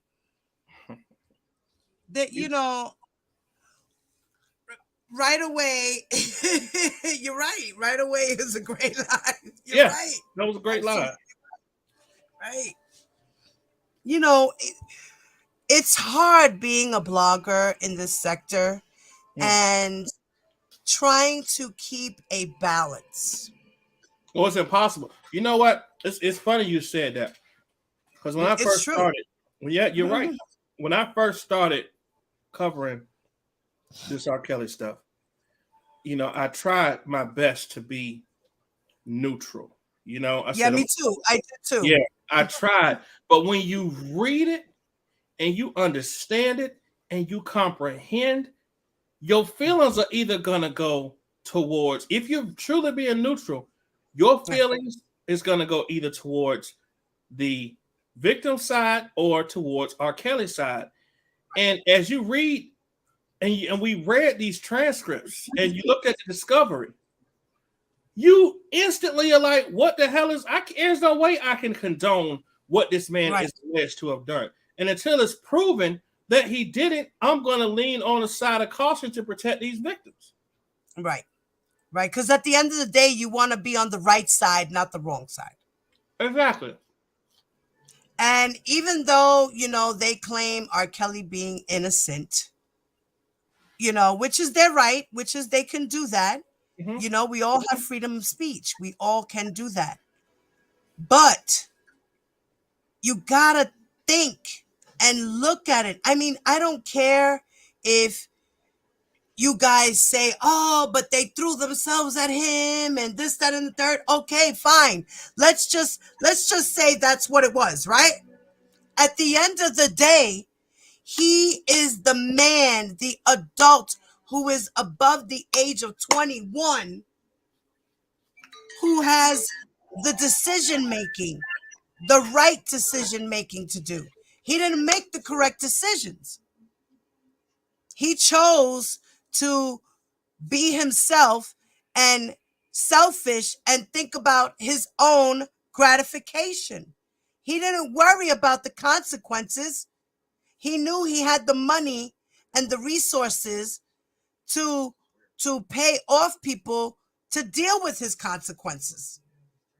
So none of these consequences would come to him. All those years. And now it caught up with him again. He got off. God gave him a chance. He still messed up. Now God put him back. This time he said, God told him, this time you're going to sit in jail.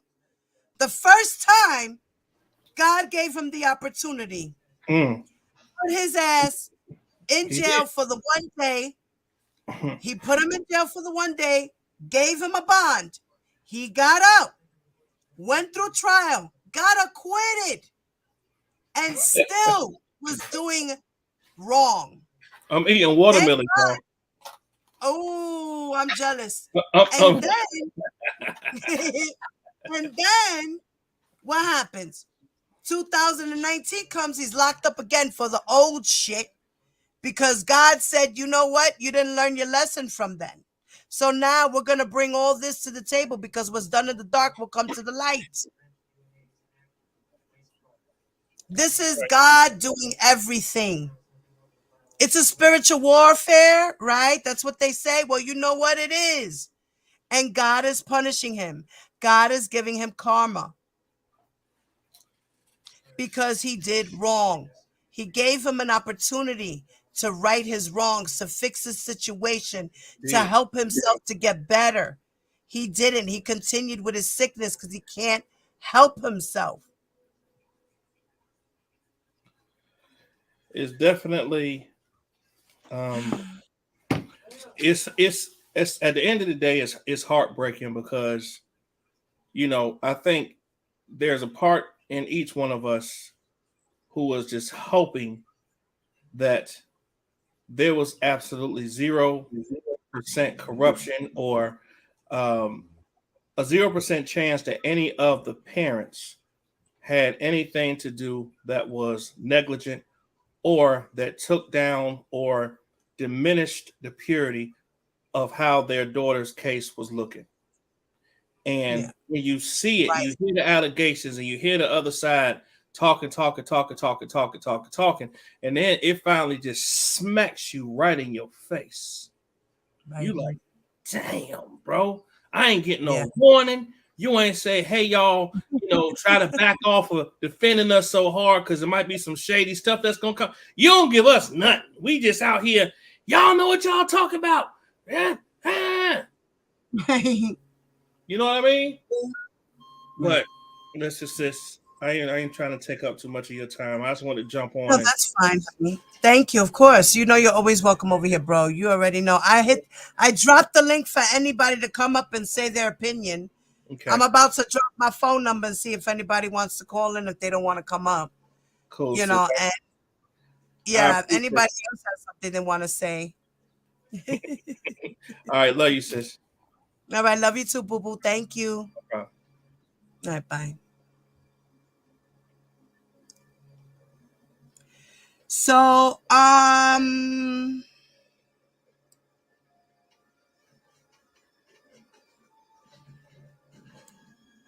that's why they didn't want to leave. Yeah, well, they didn't want to leave. The girls didn't want to leave because, first of all, they're depending on him. He has more financial stability for them than their parents. All that glitters isn't gold, but in their eyes, they seen it different. They're young. They were very impressionable. I mean, come on. When I was 17, if I found the man who wanted to be with me, manipulated me, my emotions, my mentality at that time, and came to me and was like taking me here and taking me there to fancy places, we're going on dates. I'm 17. I've never been treated this way. A guy my age couldn't do this for me. Right? I don't see nothing wrong with it. At this point, I don't see this as pedophilia. I see this as an older man who's interested in a young lady like me. You don't see nothing wrong with that shit at first. You don't. You don't. Later on in life, you look at it now, like if you know now in the times what pedophilia is and things of that nature, you say to yourself, damn, that man was a pedophile. And I didn't even know. I was being abused. I was gaslighted. He love bombed me. He coerced me to do things that I didn't want to do because he was an older man. And I felt like it was the womanly thing to do because he likes me. So I have to show and prove that I can be a woman. I'm not a little girl. That's the impression he leaves in their head. I must do these things because if not, he's going to want somebody else to do it. And I love him and he loves me. That's the way he gaslighted these young ladies and love bombed them. Here, go get your nails done. Here, go get this, go get that. Here, 500 for you, 500 for you. We're all just one big happy family. That's your sister. Say hi to your sister.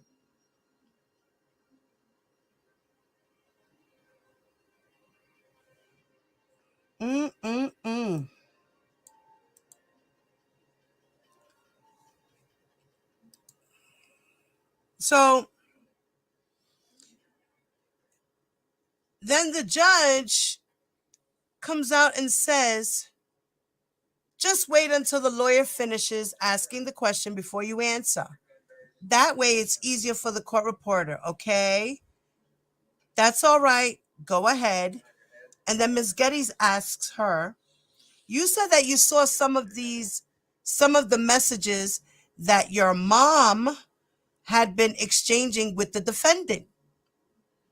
What did you understand at the time that your mom had told the defendant when she was communicating with him by acting as, and then she said, as Riel said, to my knowledge, she did tell him that I was a musician and that I was an artist.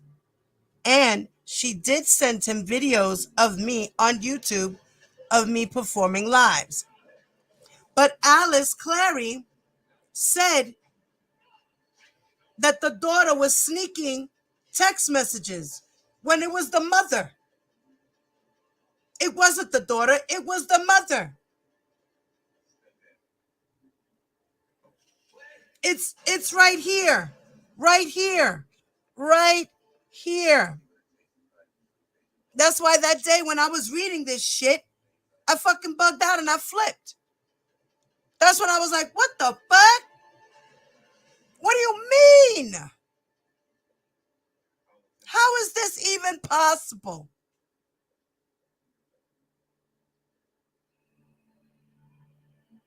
Everything I did, I stood for. I said, I love you, Pops. All that. I think what you're doing is awesome. I take all that shit back. You were just being selfish. You weren't really worried about your daughter like she says. You weren't really worried about me, Dad.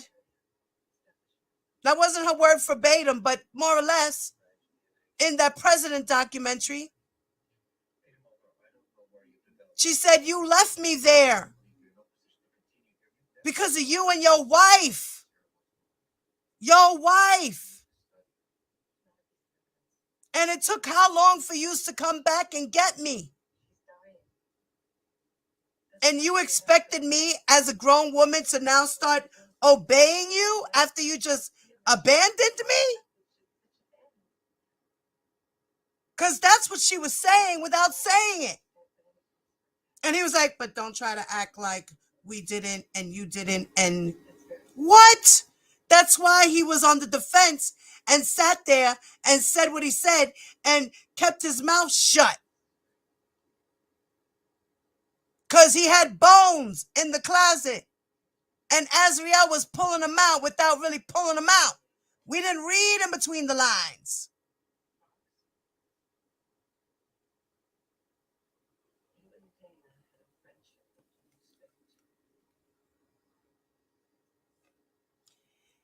She said, to my knowledge, she did tell him that I was a musician and that I was an artist. And she did send him videos of me on YouTube of me performing live. And we saw that video. We've all seen those videos of her. I could believe that. And when you started to communicate with the defendant, what, if anything, did you and the defendant discuss over the phone and in text messages? She said, initially, he said, I did tell him that I was a musician, and he said that I could come and audition. Ms. Getty said, what, if anything, did you tell the defendant about your age? I told the defendant that I was 18. She said, were you in fact 17?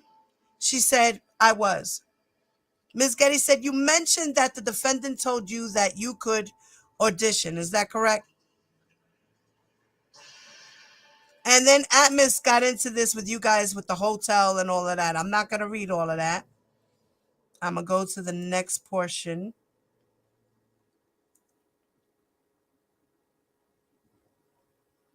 Okay, wait. All right, we read that already. We did that part.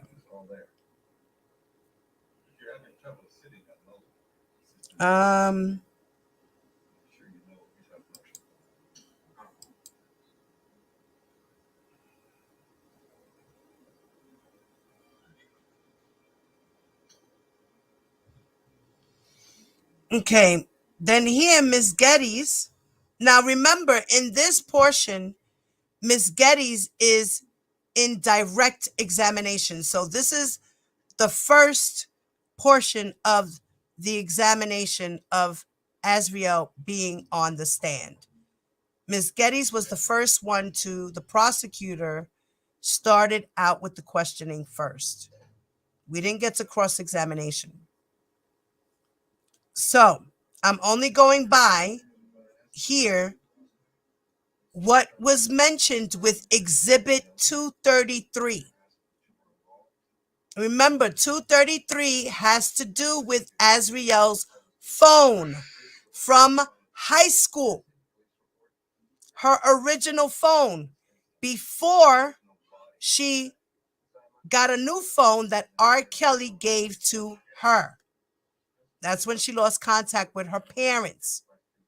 Now R. Kelly has to be the one that gets in contact with the parents. She lost her phone.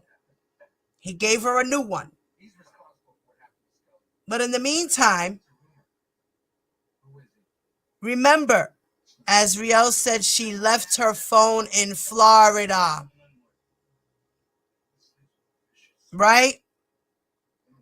Before she went to live with him in Chicago. So what does that mean? That means that the feds, like they said in the discovery, subpoenaed her phone. So the parents gave up the phone and they went through the phone. In the trial, they had a whole agent who said he dissected the phone and retrieved messages and things like that through the phone because he had to break the passcode to get into the phone. He got a search warrant to do that. And Exhibit 233 are the items from her phone. Okay?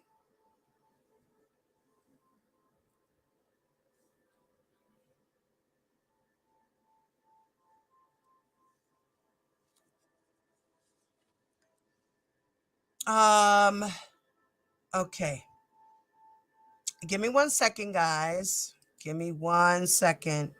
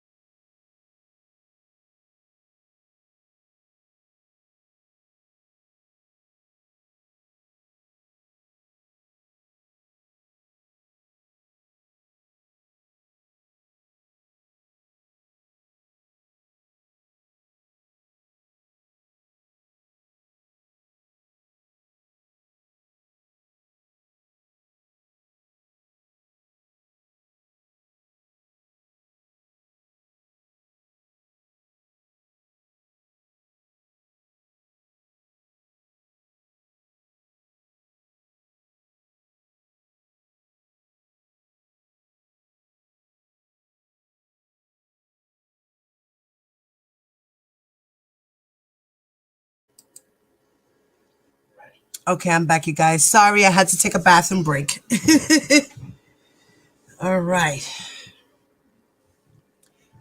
So they don't like what we have to say. No need the supporters come over to get into it with people. Hey guys, everybody that jumped into the building. What's up, Sharice? Noonie, what's up, Mama? Chocolate, what's up, Chocolate? Blade, T-Bam, what's up, Mama? Indigo. Nah, I told y'all to give me a second. Didn't I tell y'all that? Y'all don't be paying attention to me sometimes. I swear to God, y'all don't.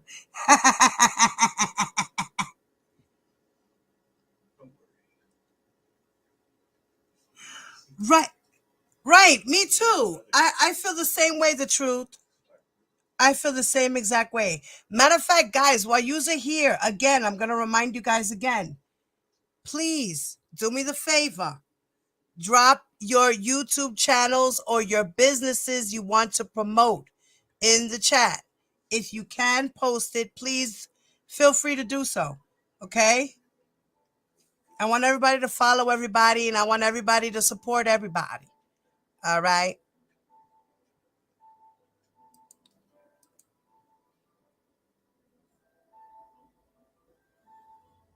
Yeah, I mean, it's hard for us to understand. That's like Skylife had said that she never said that she condoned the fact of a 12, 13, or 14-year-old girl being with an older man, when in fact she said it on my live.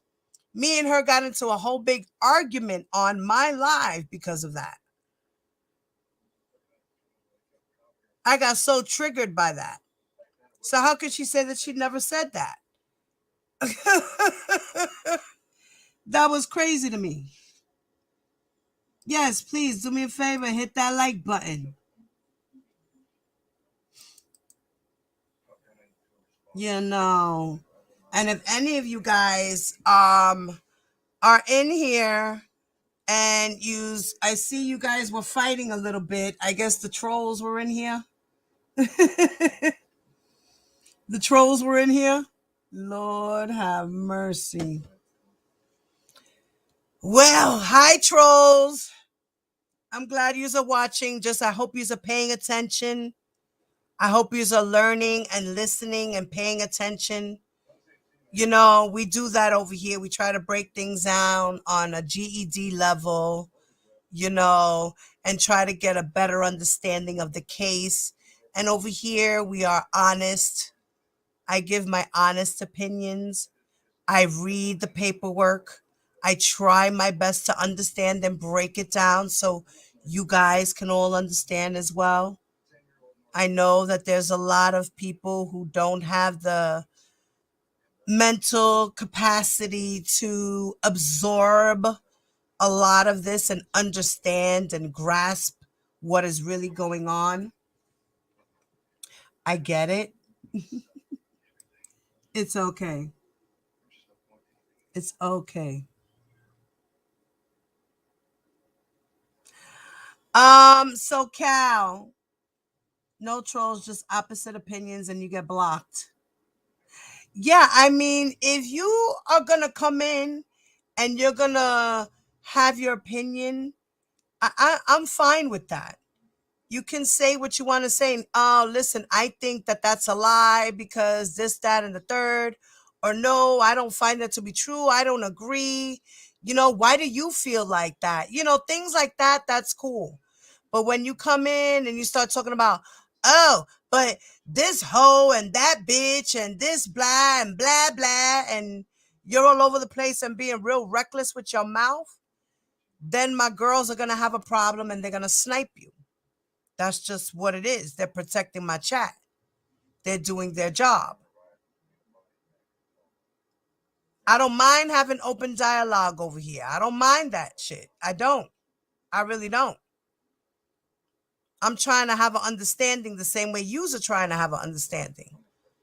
So I hope and pray that, one day it can be really good to where we could all have these conversations without getting each other below the belt, doxing and threatening each other online, offline. Like, this is retarded. This is stupid.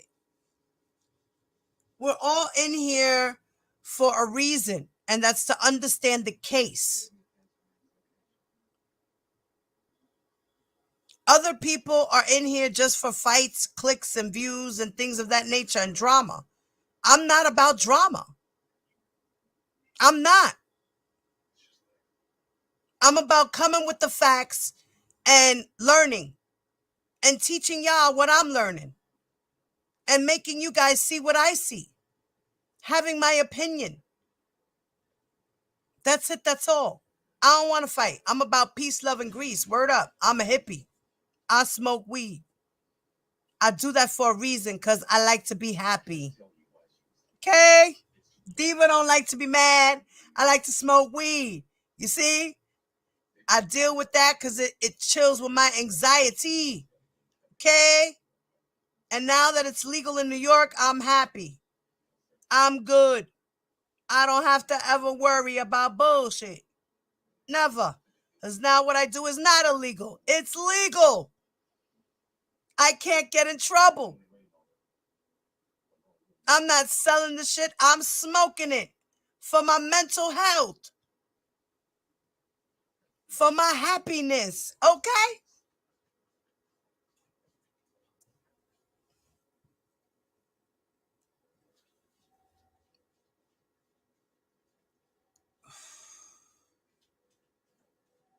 Yeah. So Cal, if you really feel that way, brother, you can hit the link. I pinned it. If you want to ask me questions, maybe, we can talk. I don't mind. As long as you don't get out of character. I'm chill with that. Word up.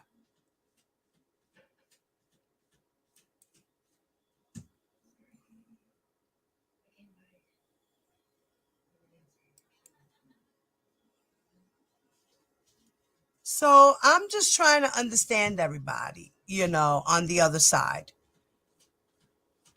So let's continue. Then Ms. Geddes had asked, I'm showing the witness only what's been marked for identification as Government Exhibit 233C.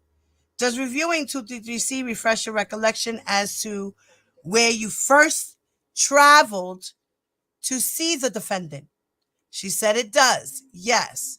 Ms. Getty said, what state did you travel to? She said, I traveled to California. Now, remember, Ms. Bogene was speaking about the whole transportation and coercion of transportation, coercion and enticement and transportation to California, right? And then her getting herpes while she was in California, right? Okay. So this is kind of like a little bit of that portion of it, of what was said at trial. So she said, I traveled to California. Ms. Getty said, in what city in California? She said, Los Angeles. So remember, she was in Los Angeles and she went to Stockton, California. So now, approximately, when did you take this trip? I took this trip on the 28th of April. And was that in 2015? She said, yes.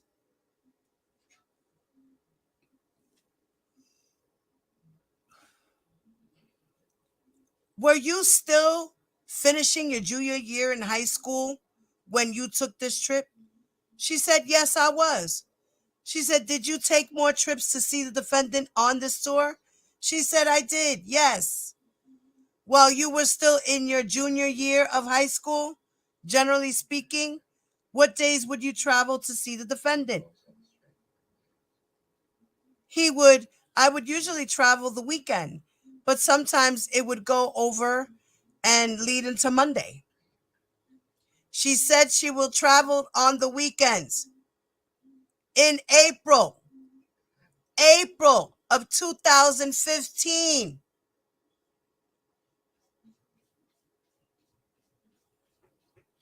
She was still in her junior year. She didn't even become a senior yet. She was 17.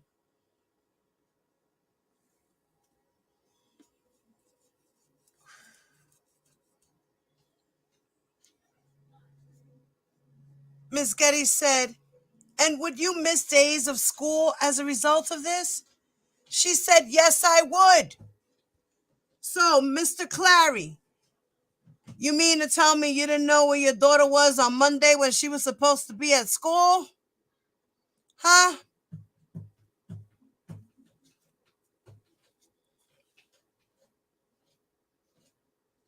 Did she or did she not? No, I want to know. Just out of curiosity.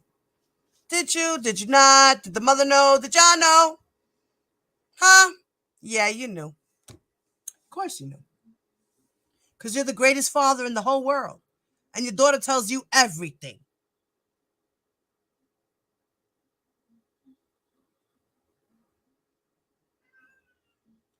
Then Ms. Getty said, you testified that the defendant told you to send a text message to someone to arrange the travel. Who do you understand you were sending a text message to? She said it was an assistant. An assistant who worked for the defendant. Yes. Did you learn her name? She said her name was Cheryl Mack.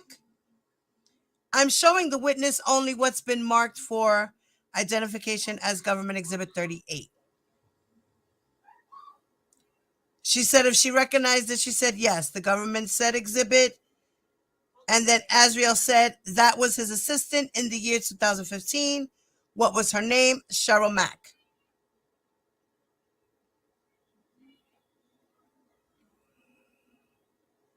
The judge said, I just don't recall. Did you offer the exhibit? Okay, no.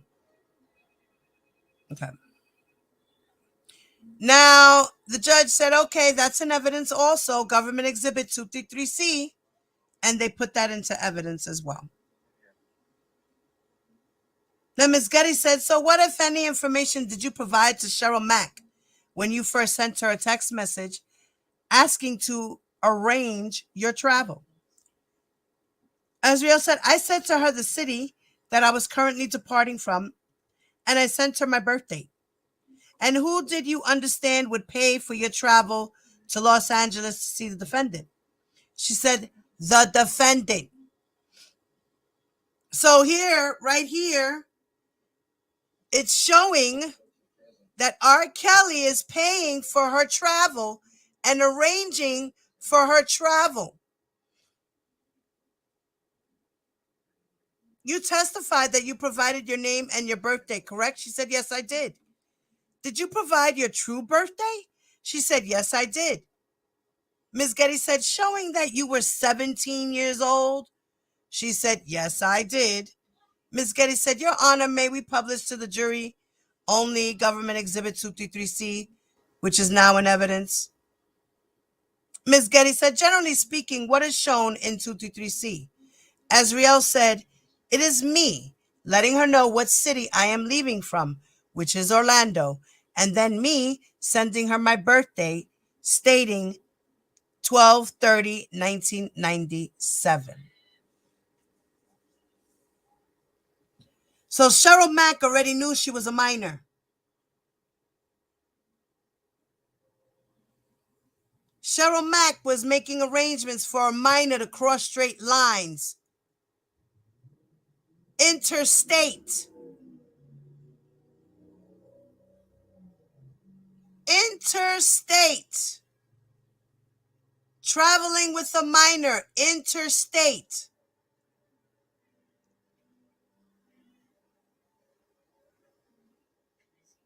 He's transporting a minor state to state.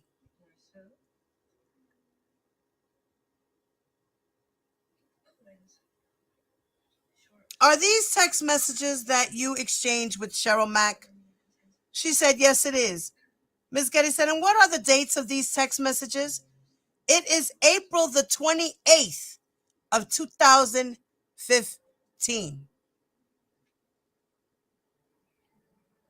That's approximately almost 2 weeks from when she first met R. Kelly. 10 days. Something like that.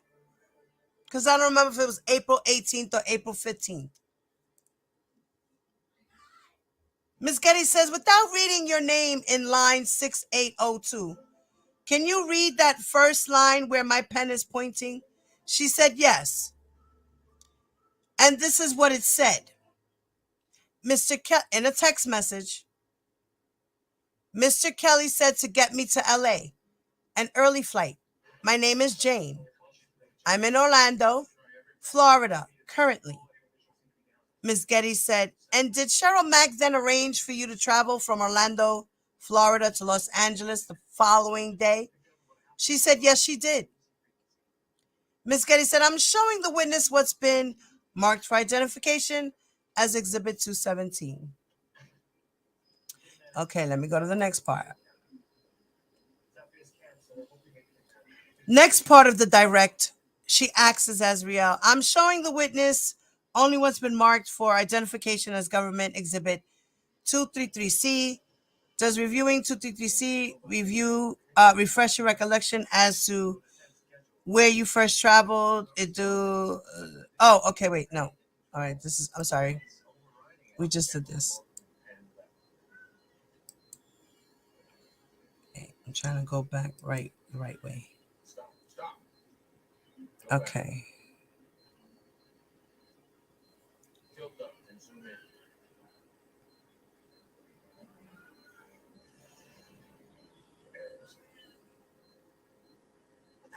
Okay, so now here we go. Continuing the examination with Ms. Geddes. Ms. Geddes asks her, while you were with the defendant in Los Angeles, what, if anything else, did the defendant describe to you? Azriel said, pertaining to what? Ms. Getty said, do you recall the nature of your communication with the defendant while you were with him in Los Angeles, aside from the sexual contact that you just described? She said, yes. She said, what were they about? She said, musical conversations. And then Ms. Getty said, and go ahead. She said, in which he was like teaching me techniques. Ms. Getty said, and what, if any, guidelines did the defendant describe to you about the time that you might spend with the defendant? Azriel said, I don't understand what you're asking me. Ms. Getty said, I'd like to show the witness only what's been marked for identification as 233D. Ms. Geddes asked her, does reading 233D refresh your recollection about other topics that the defendant raised while you were with him in Los Angeles? She said it does, yes. And then she goes on to explain about the rules that she had to go through, right? Okay. Okay, wait. Okay. Then Ms. Geddes says, the government showing the witness, again, what's been marked in identification as 233D, which you were just previously looking at. Ms. Getty said, do you recognize what that is? She said, yes, I do. Ms. Getty said, generally, what is that? She said, this is a conversation between me and my mother. And what is the date of that conversation?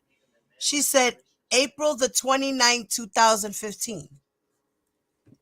Now, this conversation was the day after Azriel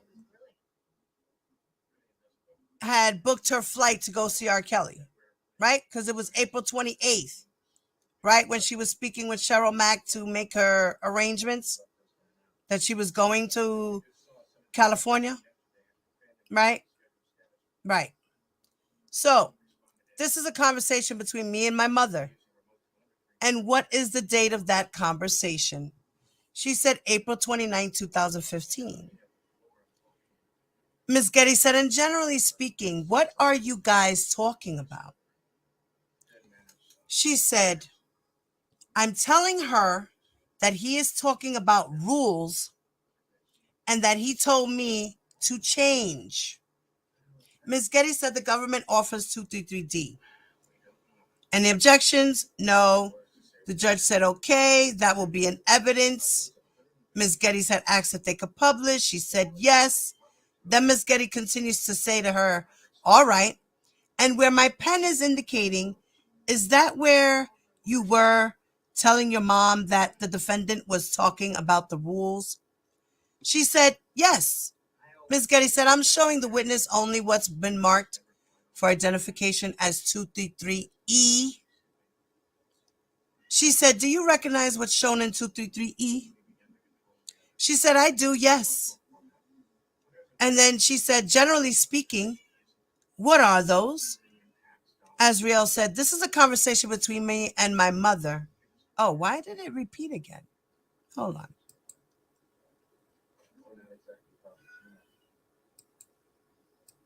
Okay, that's why. Okay. 233E. Okay, why is it doing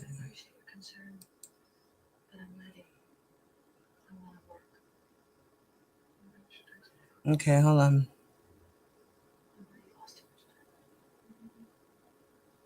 Okay, here we go. All right. Then she says, Ms. Geddes had asked her, after she asked her what was the date, and that she said the date was April 29th, she said, and are these text messages between your mother and you? She said, yes, they are. Ms. Geddes said, and what are you discussing with your mother in those text communications? She said, I'm expressing to her that he has me in sweats. Ms. Geddes said, the government offers 233. One question. Ms. Getty said, who are you referring to when you say he has you in sweats? She said, the defendant. Ms. Geddes offers the government the exhibit 233E. There was no objections. The government said that was put in. And then Ms. Geddes had asked her, and can you read the text message where my pen is pointing? She said, yes. And in that text, it said, but he got me in sweats. Ms. Geddes had said, and who wrote that text message? Azriel said, I sent that text message to my mother. And Ms. Geddes said, about the defendant? She said, yes.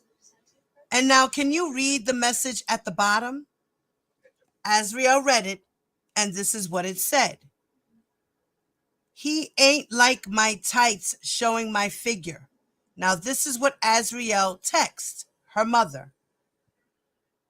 And then Ms. Geddes asked, and again, who are you referring to? She said, the defendant. Ms. Geddes said, do you recall what, if anything, the defendant told you about the value of your trip to Los Angeles? She said, no. Ms. Geddes said, I am showing the witness only what's marked as identification 233F.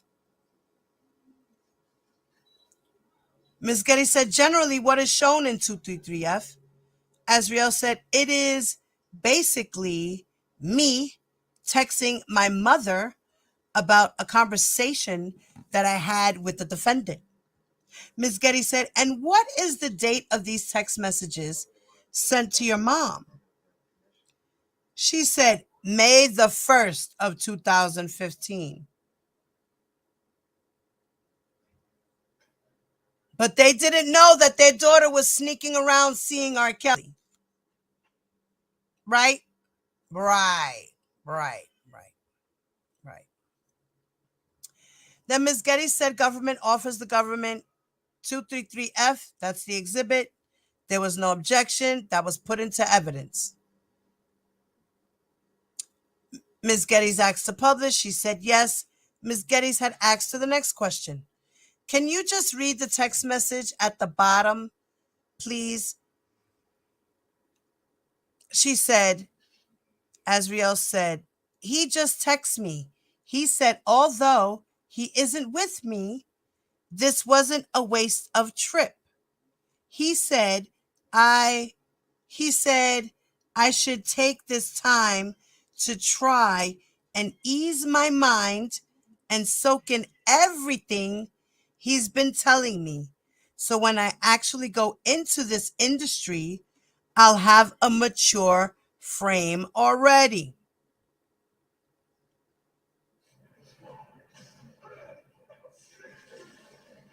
Now, this is the text message she sent to her mother.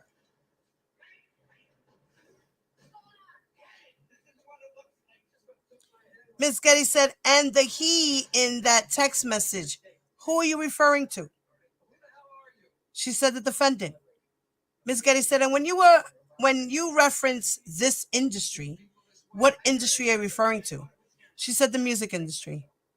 And finally, when you said, although he isn't with me, this wasn't a waste of a trip. What trip are you referring to? She said, me going out to LA. Now, Azriel said that although he isn't with me, that means she was in the hotel room, stuck there by herself.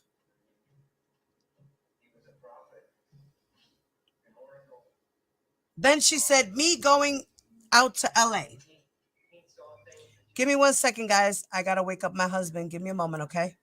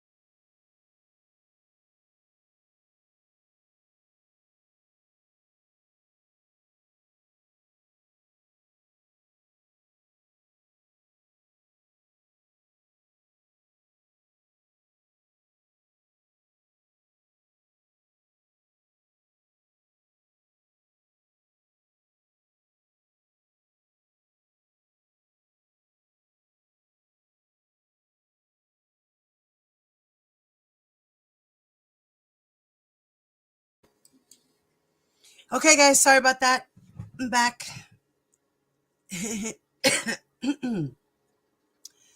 So, okay, let's continue. Where were we? Okay, so wasn't a wasted trip. She said, so Miss Geddes asked her, now, you initially flew to Los Angeles. Did you stay in Los Angeles or did you visit other cities during that trip? She said, I ended up getting stuck out there and going to multiple cities with the defendant.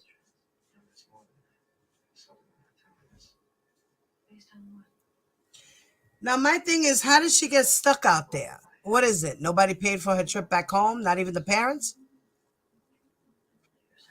Is that why she got stuck out there? Question. Curiosity.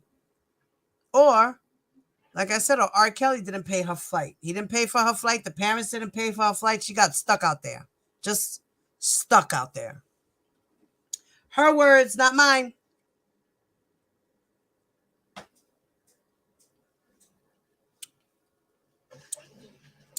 Then Ms. Geddes asked Tom, how did you travel from city to city with the defendant?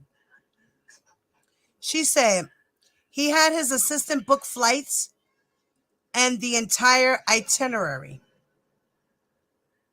She said, do you know how the defendant traveled between cities? She said he did express that he did not fly because of his fear and that he traveled by tour bus. She said, do you remember where you went after Los Angeles? She said, I do not. Ms. Getty said, I'm showing the witness what's been marked for identification as 233Q. And Ms. Getty said, do you recognize 233Q? She said, I do, yes. She said, what is shown there? She said, it's a conversation between me and his assistant, Cheryl. And I'm telling her exactly what the defendant told me to say. She said, which is what? She said that Mr. Kelly said to get me to Stockton, California. And what is the date? Are those text messages between you and Cheryl Mack? She said, yes. And Ms. Getty said, what are the dates of those text messages? She said, May 1st, 2015. The government offers 233Q, no objections. All right, that's an evidence. Then Ms. Geddes has said to her, after reviewing 233Q, do you recall where you went after Los Angeles? She said to Stockton, California. Ms. Geddes said, and who made those travel reservations for you? She said, his assistant, Cheryl. Ms. Geddes said, now, do you remember where you stayed in Stockton? She said, I do not. Ms. Geddes said, I'm showing you what's been marked for 233R. What is 233R? Azriel said, it is Cheryl sending me my itinerary of where I would be staying. Now remember, 233, Exhibit 233 is from Azriel's phone. Let's remember that. It's from her phone, from when she was 17, before she started to live with R. Kelly. She left this phone in Florida.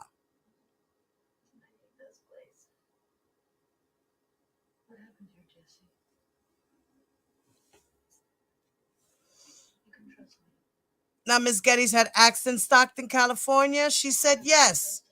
The government offered the exhibit. It was put into evidence. What page was this? 818. Okay. Because it's going to do this real quick.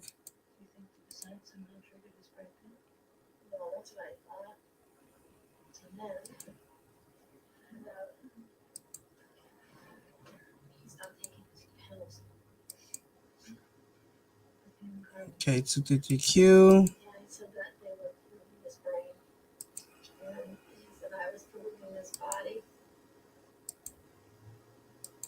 Okay, R.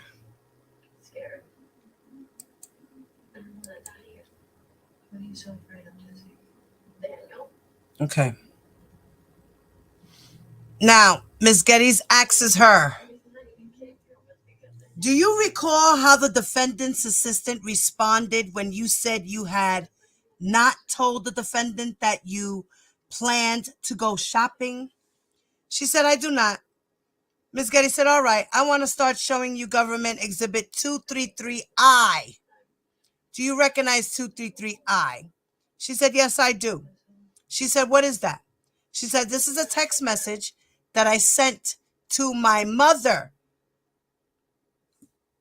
And then she said, on what date?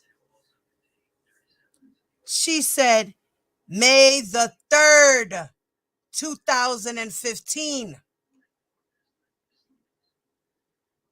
Azriel was still 17. This was after she met him at the concert. This was before the permission slip, before she went to go live with R. Kelly. Ms. Geddes said the government offers 233I. No objection. That's an evidence. The government accepted it. She said, can we publish? She said, yes. Then Ms. Geddes asks, can you read the text message that you sent to your mom?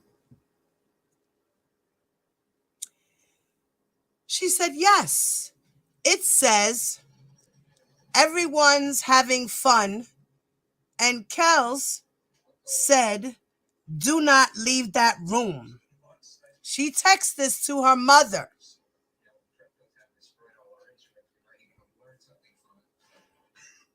Then Miss Geddes said, who's Kels? Who's Kel?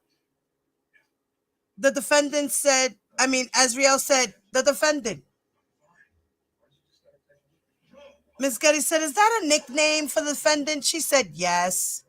She said, I'm showing, and what are you referring to when you said Kel said, do not leave that room? She said, my hotel room, meaning I could not leave. She said, and who told you you couldn't leave? She said, the defendant. Ms. Geddes said, I am showing the witness only what's been marked for identification as 233J. She said, I'm sorry, I'm showing the witness only what's been marked as 233G. Ms. Geddes said, do you recognize 233G? Azriel said, yes. She said, what is shown in 233G? She said, this is a conversation between me and his assistant, Cheryl. And what is the conversation about? She said, me wanting to go to the mall. Is this the conversation you were just describing a moment ago? She said, yes, it is. Ms. Geddes said the government offers the exhibit 233G. Nobody had there was no objection that was put into evidence. They published it. Then Ms. Geddes had said, can you read to the jury the text in corresponding to this entry 5837? She said, it says, read the text before it or after it. Then Ms. Geddes said, you can just read that first text, 5837, right over here, indicating. Then she said, it says, trying to figure it out. Mr. Kelly okay with you going out of your room? It's very hectic out. Ms. Geddes said, now who wrote that text message? She said, his assistant. Which assistant? Cheryl. Cheryl Mack? She said, yes. And how did you respond in the next text message? Can you read that out loud? She said, I didn't ask him if you can't get it. It's fine. I'll just chill inside because the taxi lines are hectic. Thank you for the help. Ms. Geddes said, is there a response from Miss Mack? She said, yes. What does she say? Miss Mack says, Azriel said that Miss Mack said, oh, okay, yeah, we will need to make sure it's okay. It's very, very hectic. I can get McDonald's to you, no problem. Ms. Geddes had said, and when Cheryl Mack wrote, we will need to make sure it's okay. What did you understand her to mean by that? Azriel said she would have needed to make sure with the defendant before I could leave my room. Okay.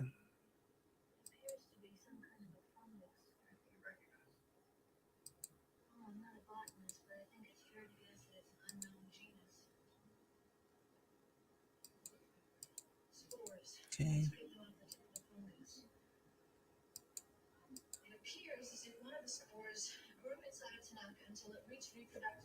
Okay. Here goes another part. Now, here's another part where Ms. Geddes had asked her. I forgot to do this question. Sorry, guys.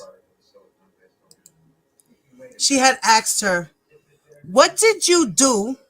So, how did you end up meeting the defendant in Jacksonville? She said, my show actually ended a lot earlier than anticipated.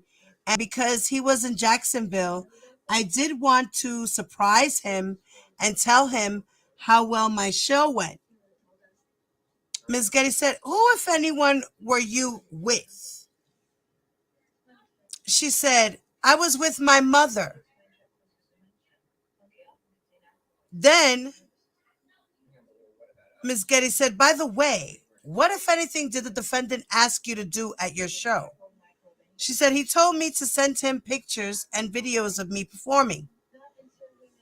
Ms. Getty said, I am showing the witness only what's been marked for identification as 233M.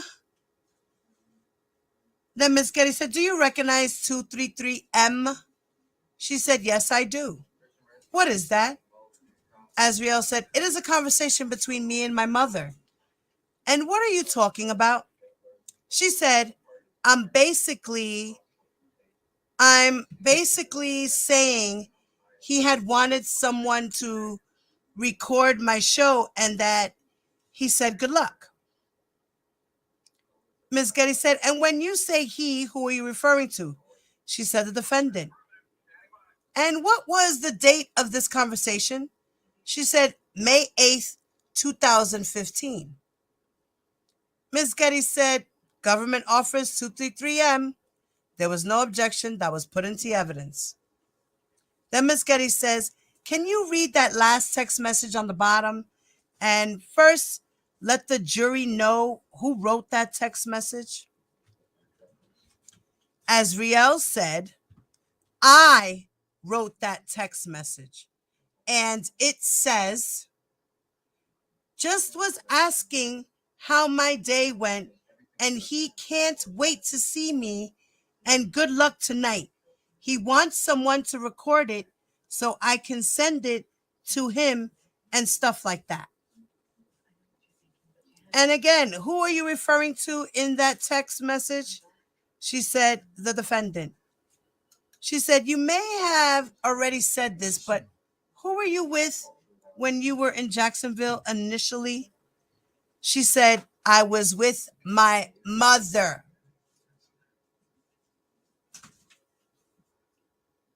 Question. And do you remember where in Jacksonville you were when... Wait. Bleh. And do you remember where in Jacksonville you and your mom went? She said, I remember that he was staying at the Omni. Ms. Getty said, is that a hotel? She said, yes. She asked her, what happened when you went to the Omni? Did you then go to the Omni?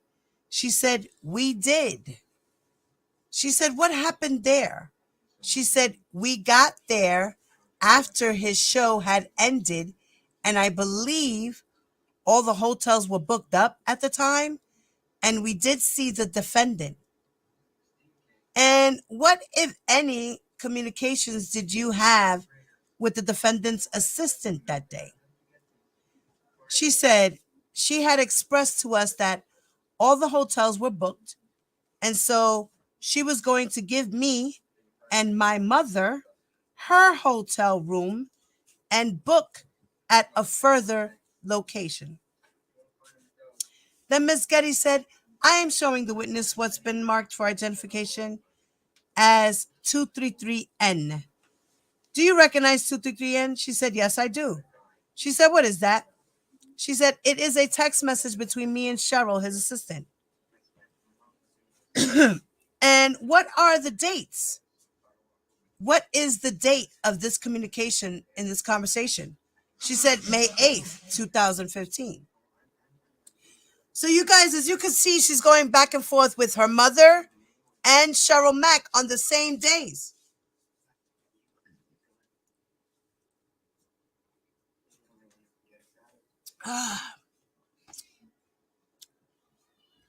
Now the government offers 233N. It was received into evidence. Then Ms. Getty said, did you in fact get a hotel room that night in Jacksonville? We did, yes. How many hotel rooms did you and your mom get? She said, I told his assistant that me and my mother only needed one room. She said, how did the defendant's assistant respond? She said she responded by saying that she would get us multiple rooms. Ms. Getty said, and where did you end up staying that night?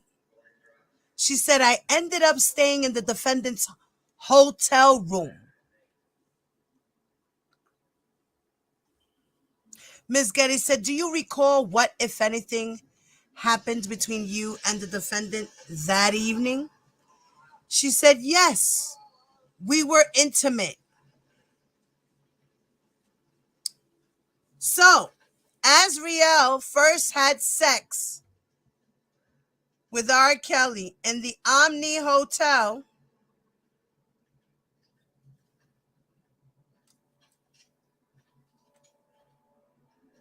when was the date? May 8th, 2015.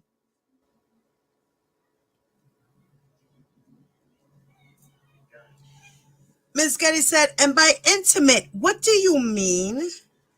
She said, we had vaginal penetration. She said, you testified earlier about a trip to Los Angeles, Stockton, California, and Las Vegas. Did you travel again to see the defendant after that trip? She said, I believe so, yes. How would you get to those locations? She said his assistant would book the entire itinerary. And what type of travel was it? She said, flight. Who did you understand ultimately was paying for that travel? She said, the defendant. Now, do you remember all the dates and locations that you traveled to meet the defendant in the spring of 2015? She said, I do not know. Ms. Getty said, all right. I want to direct your attention to May 15 of 2015. Do you recall where you traveled in or around that day? She said, no. Ms. Getty said, I'm showing the witness what's been marked as identification as 233S. She said, what is 233S? Do you recognize that? She said, it's a conversation between me and Cheryl, his assistant. And what is the date of that conversation? She said, May the 15th. Ms. Getty said, okay, she's offering 233 to evidence. There's no objection. Then Ms. Getty's asked her, where were you? Where were you arranging to, or where were you hoping to go on or around May 15th of 2015? She said, yeah, he had told me to tell her to get me to Atlanta. And by he, who are you referring to? Azriel said, the defendant. And can you read that top text message? And Azriel reads the message, and the message says, Mr. Kelly said to get me to Atlanta, Georgia on Monday. Now, Ms. Getty says, and then I want to direct your attention to May 21st of 2015. Do you recall where, if anywhere, you traveled in or around that day? She said, I do not. She said, I'm showing you what's been marked for identification as Government Exhibit 233T. She said, do you recognize what's shown in 233T? She said, I do. Ms. Getty said, generally speaking, what are those? What is it? She said, it is a text conversation between me and his assistant, Cheryl. And what is the date of that text communication? She said, May the 20th of 2015. And what are you and Cheryl discussing in those text messages? She said that he had wanted me to get to San Diego. And by he, who are you referring to? She said, the defendant. Now, Ms. Geddes said the government offers 233T. There's no objection to it. It's submitted into evidence. Now, all this traveling back and forth, back and forth, back and forth, right? Ms. Bonjean had stated that, yes, the girl traveled, but she traveled because she wanted to travel with him for tour purposes and the music industry and to learn and all this and that, right? And she's stating that here, they're not proving that it was anything to do with the Mann Act. And I could kind of understand why she said that, going back and reading this. And it's because the government, when they kept asking her these questions of her travels, right? If you notice, the government didn't really say pertaining to each travel. So when you got there, did you have sex with him? Yes or no? And when you did get there, did he ask you to have sex with him? Or did he tell you to have sex with him? Or did he force you to have the sex with him? What did he do to get you to those steps to want to have sex with him? Did he tell you to take off your clothes? Did he say, because she only described a couple of incidents, the Omni, the Florida hotel, and when she got the herpes in California, allegedly, in Stockton. But what happened in San Diego? What happened in LA? You know, they should have kept saying, making sure that they kept on top of that. Kept saying, look, she had sex with him. This is how he had sex with her. This is how he coerced her. Because he said, if you don't do this, or you don't do that, or persuade her, well, you know, after this, you know, we can go out on a date, or I'll buy you some bags, or I'm going to give you money. And none of that was broken down or explained. So I could kind of get why Ms. Bonjean is leading to that. Can you guys understand that and see that? Let me see what y'all saying.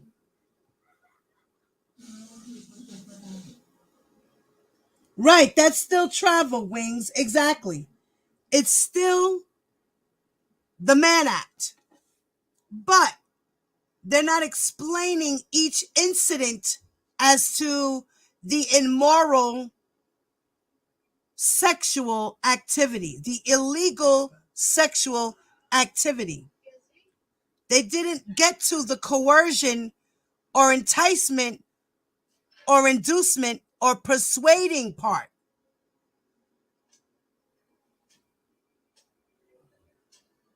This all sounds like she agreed to go. That's it. That's all.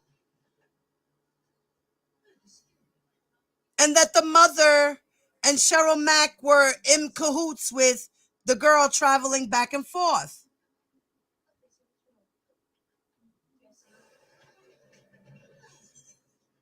regardless of whatever, it's still a Mann Act. We know that he was doing it for immoral purposes, which was just to have sex with the girl. But here, in reality, the government didn't really break that down.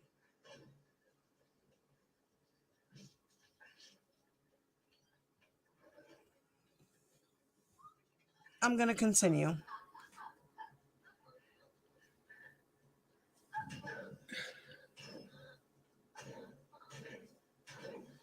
Okay, so she said, can you just read the jury that top text message?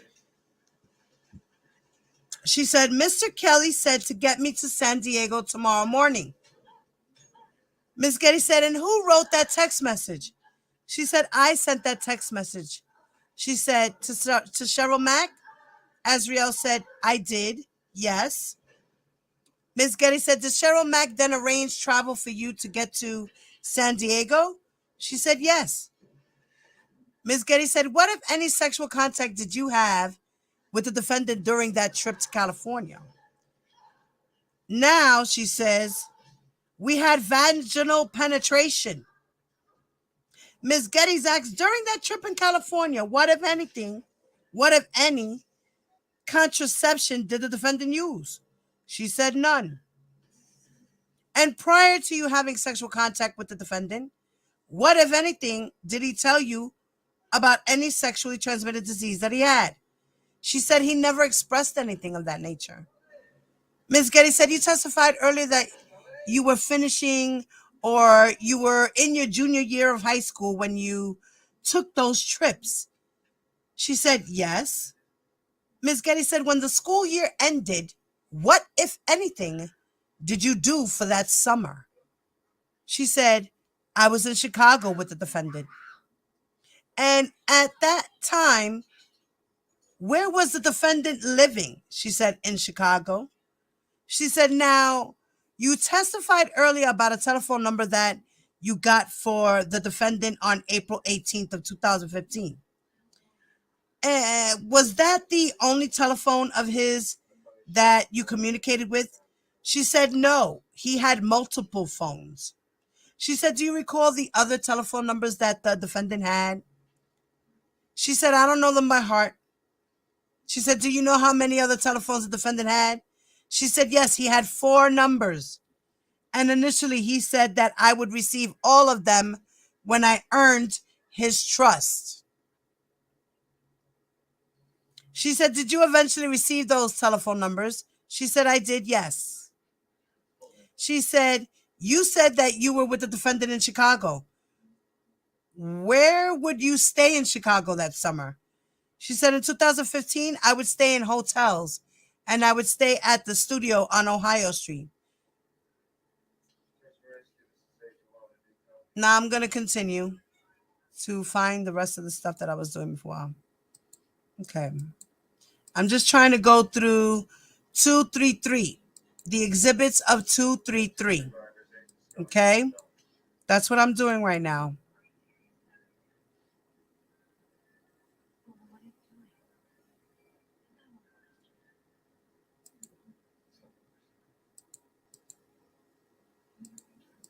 Okay. Okay, let's see.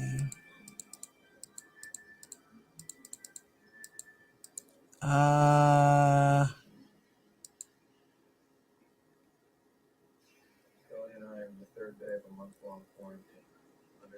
right, let me see.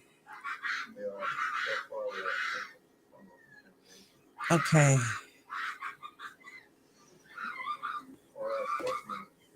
Now, this was another thing. Hold on one second, guys. I got to handle my daughter real quick. She's being loud. Hold on, y'all.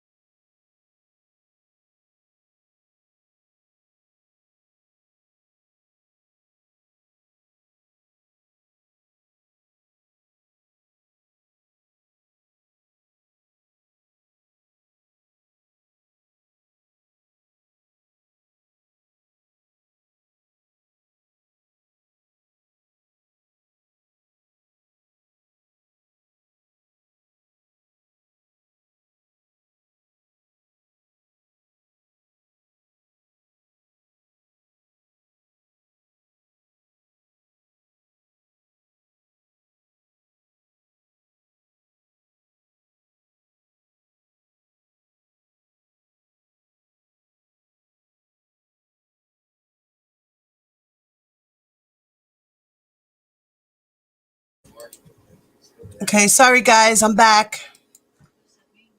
Okay.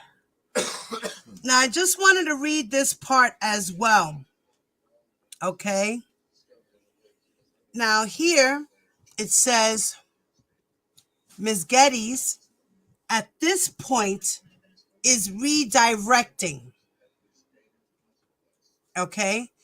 So this was after cross-examination from Kanik, and she's redirecting Azriel.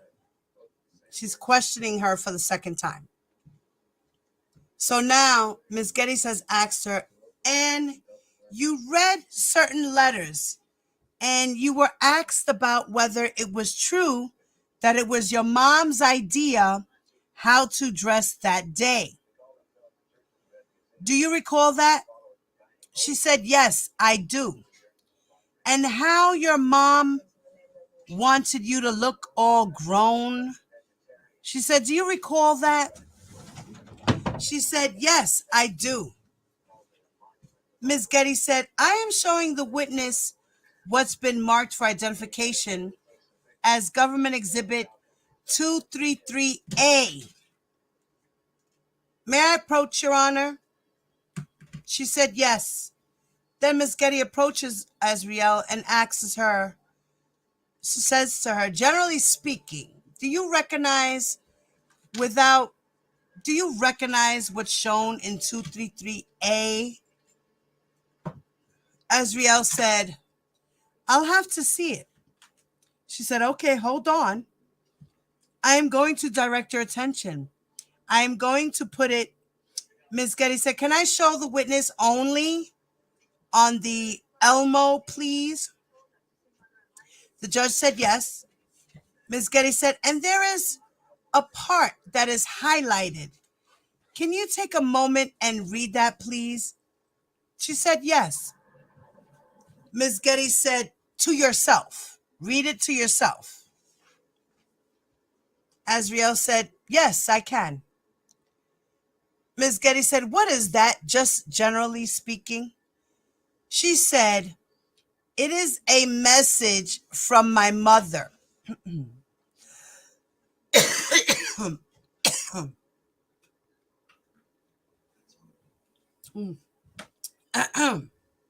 Sorry, guys. She said, it is a message from my mother.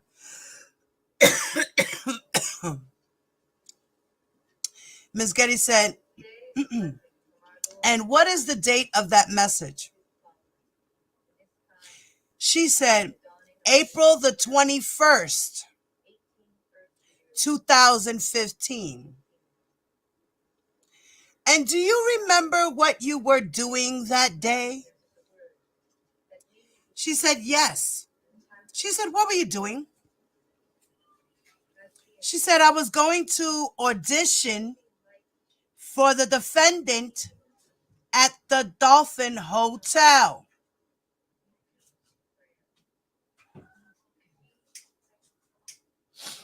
Now remember, she already started having communication with R. Kelly.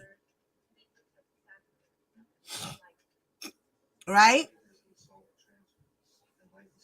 Because the mother was texting and pretending to be Azriel.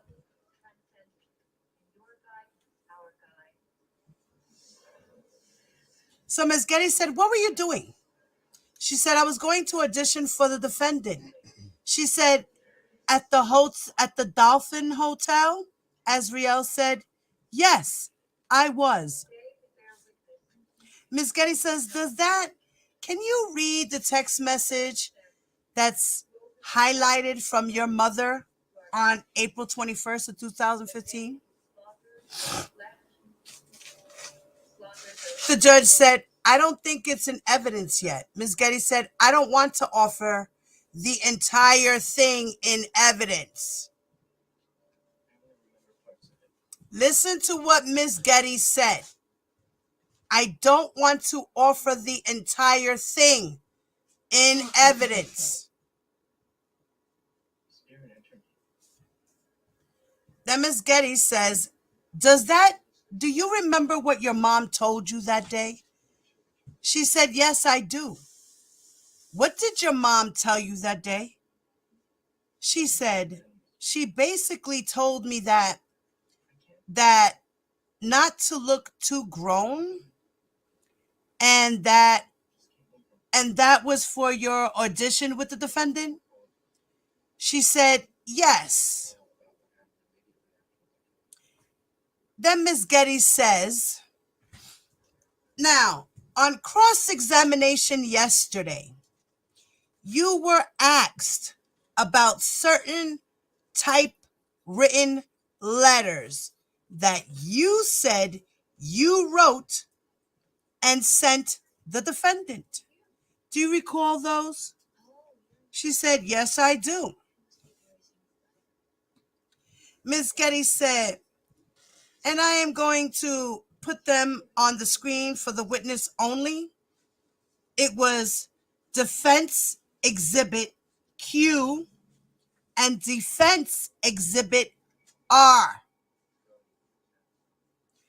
So these letters, okay, came from the defense's evidence, from their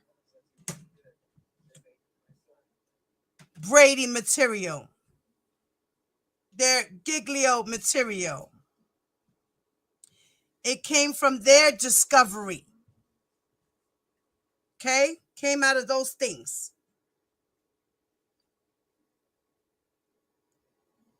She said, do you remember those letters? She said, yes, I do. Ms. Getty said, and why did you write those letters?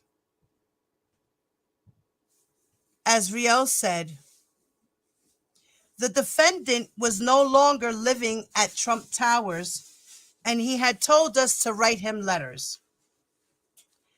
Ms. Getty said, and what, if anything, did the defendant tell you to write in those letters? She said, he would tell us specific things that we talked about because it was checked, but they were mostly to uplift his spirits. She said, and when you said, and Your Honor, may I lead here? The judge said, sure. Ms. Getty said, the reason why the defendant told you that specific things would be checked was because the defendant was incarcerated, correct? She said, yes, that is true. The judge said, oops, this is dying. Okay. Ms. Getty said, and you said that certain things would be checked. What did you mean by that? She said, meaning that I guess the officers in the mailroom would read all the letters before they got to him. And at the time when you wrote those letters, the defendant was under a federal indictment, correct? She said, correct. And there were certain victims named in that indictment, correct? I love you. I'll see you in the morning, baby. So these letters, it was talking about the letters. Okay, let me not, I don't want to get too,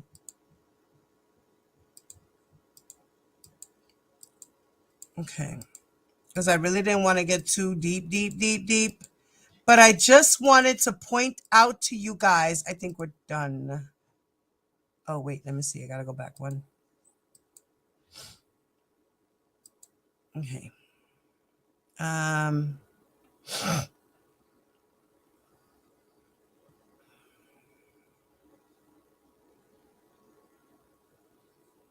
Now, this part was Miss Cheryl Mack's testimony.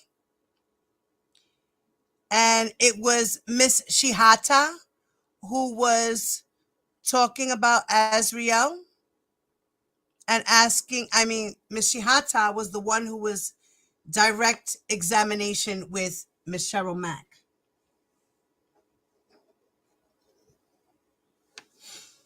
So now, Miss Geddes had said to her, no, not Miss Geddes.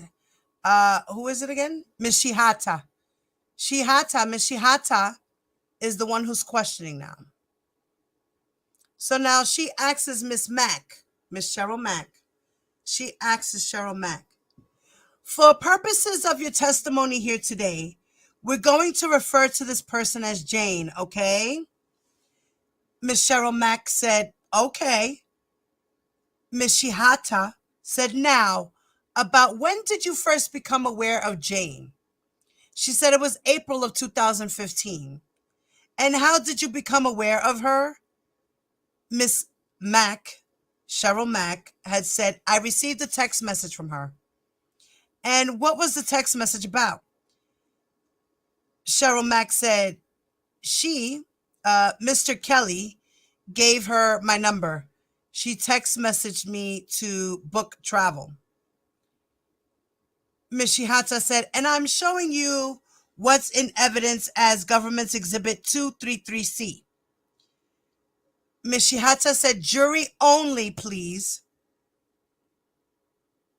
She said, I'm showing you what's in evidence as Government's Exhibit 233B.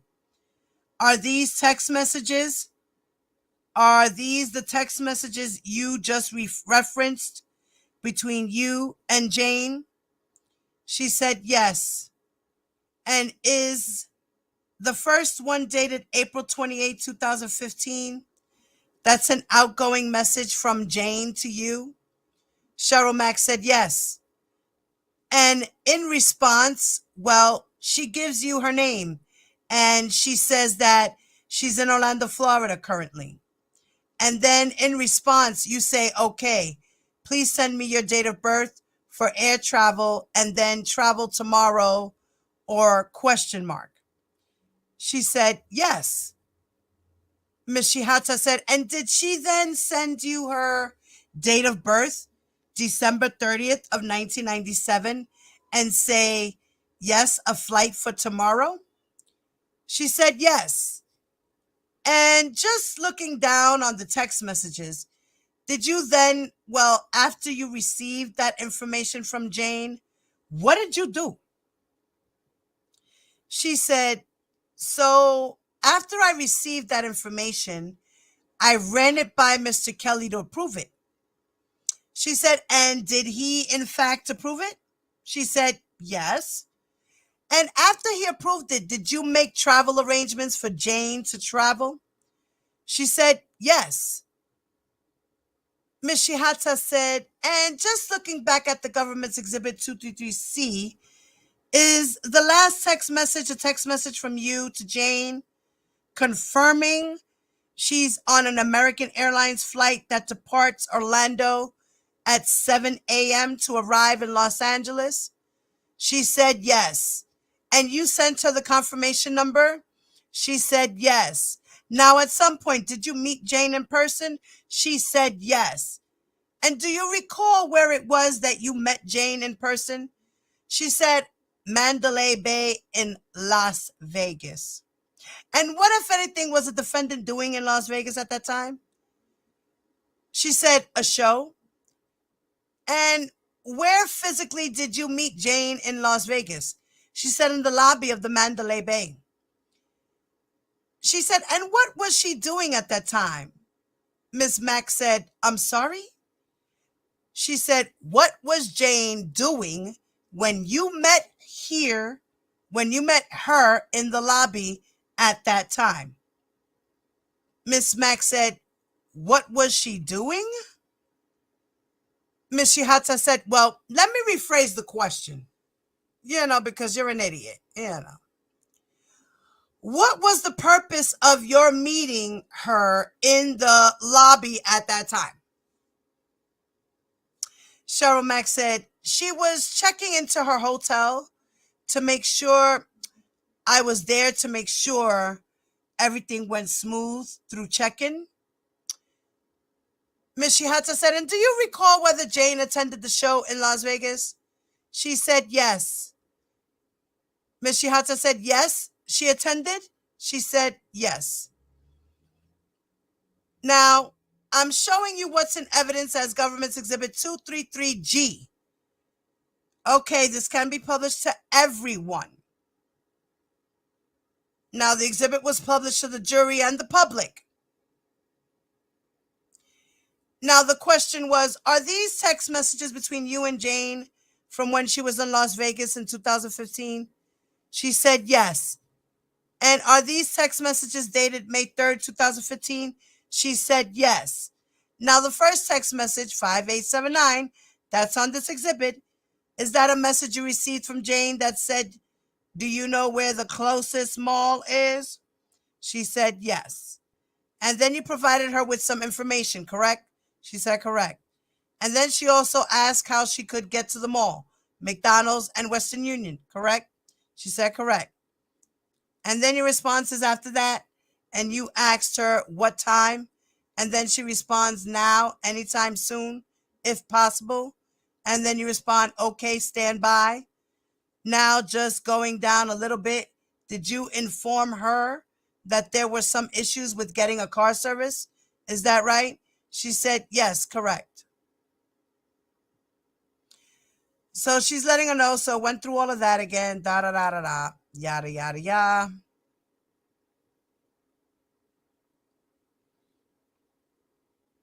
Okay.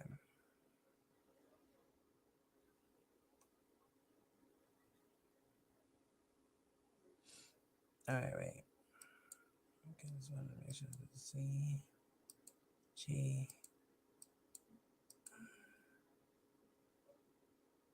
Okay.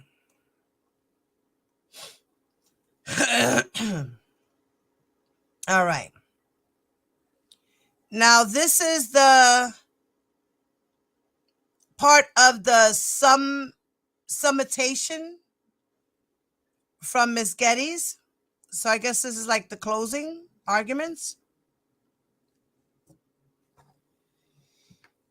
Now, Ms. Getty comes and says, now the defendant's indoctrination of Jane started immediately, but it was gradual.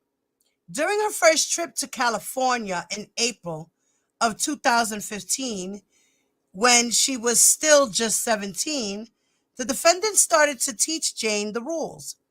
And I showed you that text earlier where he told her to soak it up. He started to change her clothing, telling her to wear loose, baggy clothing that didn't reveal her figure. He instructed her to stay in the room, in the hotel room where she was. And you know this because she told you, and you saw contemporaneous text messages that she wrote describing precisely what he had told her to do. And these are shown on the screen right now, Government Exhibit 233D. This is a text message sent on April 29th. The first day she is in California with the defendant, she writes, be talking about rules. Those are the defendant's rules. She then writes, but he got me in sweats. He ain't like my tights showing my figure. And then a couple of days later on May 3rd, she writes, everyone's having fun. And Kels said, do not leave that room. Kels is the defendant. You also saw that Jane literally took notes on how the defendant wanted her to act. Government Exhibit 325 was an electronic note that was found in a cell phone. And I am not going to read the whole thing, but let me read one part. This is what Jane wrote recording the defendant's rules. Trust daddy. Do whatever he says, whenever he says, with no rebuttal, disrespect, or rebellion. He goes on. Remember how I acted in the beginning, bubbly and like a child, pure and with no negative intentions. And remember to stay true to who I am, humble, happy, innocent, and beautiful to daddy, reminding him of his mother and a child. Lord have mercy. That is just, ugh. Okay. Okay, it's just.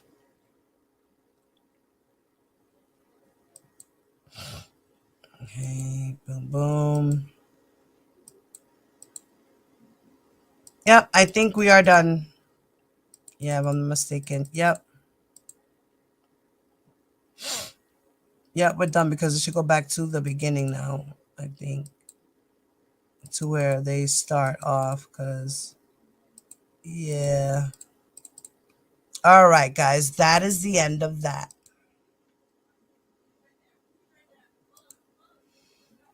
Let me go back to my screen so I can see what you guys are saying. What is going on over here? All right. Yes, guys. Anybody who is a content creator, please drop your links so we can all follow each other, show each other support. Thank you. Thank you, thank you, thank you. Hello, everybody who came in the building. Thank you for stopping by, guys. And so I just wanted everyone to understand that Exhibit 233 came from Azriel's phone.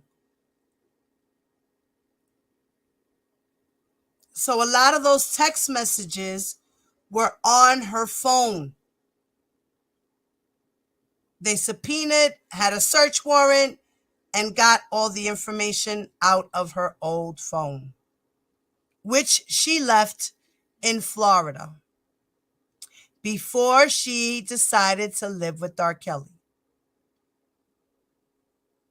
She still had communication with her parents up until she couldn't come back home. She lost all communication. They worried, but they weren't that worried until the savages made a stink. Then they decided to worry. Then they felt guilty for doing what they did. Then they had to try to make their wrongs right by having the father out here run all these streets, spinning all these narratives. He really thought that nobody was going to find out the truth somehow, some way. And we did. We sure did.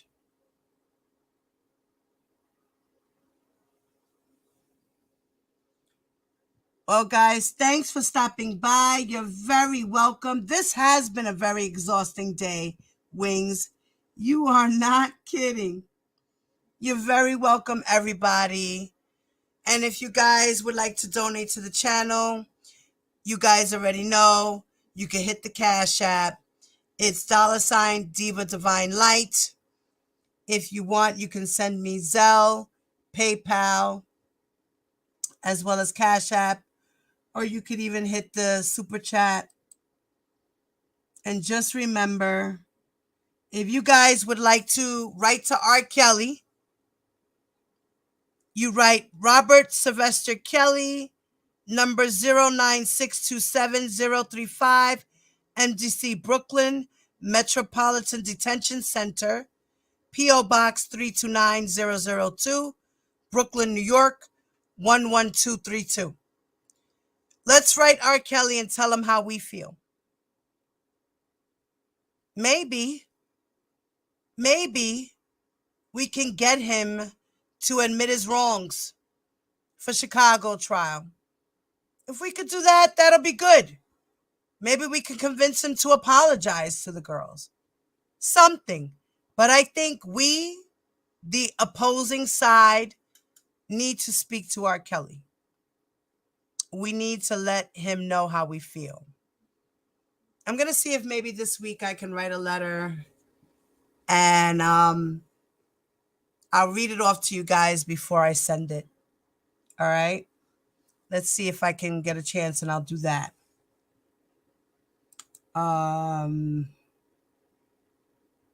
Okay.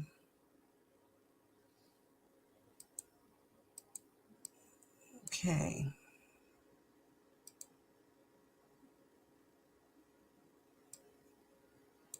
All right, guys. Thank y'all for stopping by. Please make sure you guys all hit that like button on your way out. If you're not subscribed to my channel, please subscribe to the channel. Thank you very much for enjoying the show and sticking around for the past 3.5 hours with us. If you are not subscribed, please subscribe to my channel. Hit the notification bell on the side. Guys, don't forget to hit that like button. If you're watching the replay, please share the show. Leave your comments below. If you are not a member of my membership, my book club, my exclusives, you get little perks, emojis you get to put in the chats. Guys, for those who are members, can you please put some of the members' emojis in the chat so we could show examples of what kind of emojis we guys could put in the chat? Guys, when you guys are in there and you want to laugh out loud or put certain things, try to remember that the emojis are there so you can pump them out a little bit, you know? So as I said, my membership is only $1.99. That is the only tier I have. I'm not expecting anything more than $1.99 for the members only. And as long as you guys stay in the members club, your badges increase in levels of months that you are a member. So thank you very much, guys.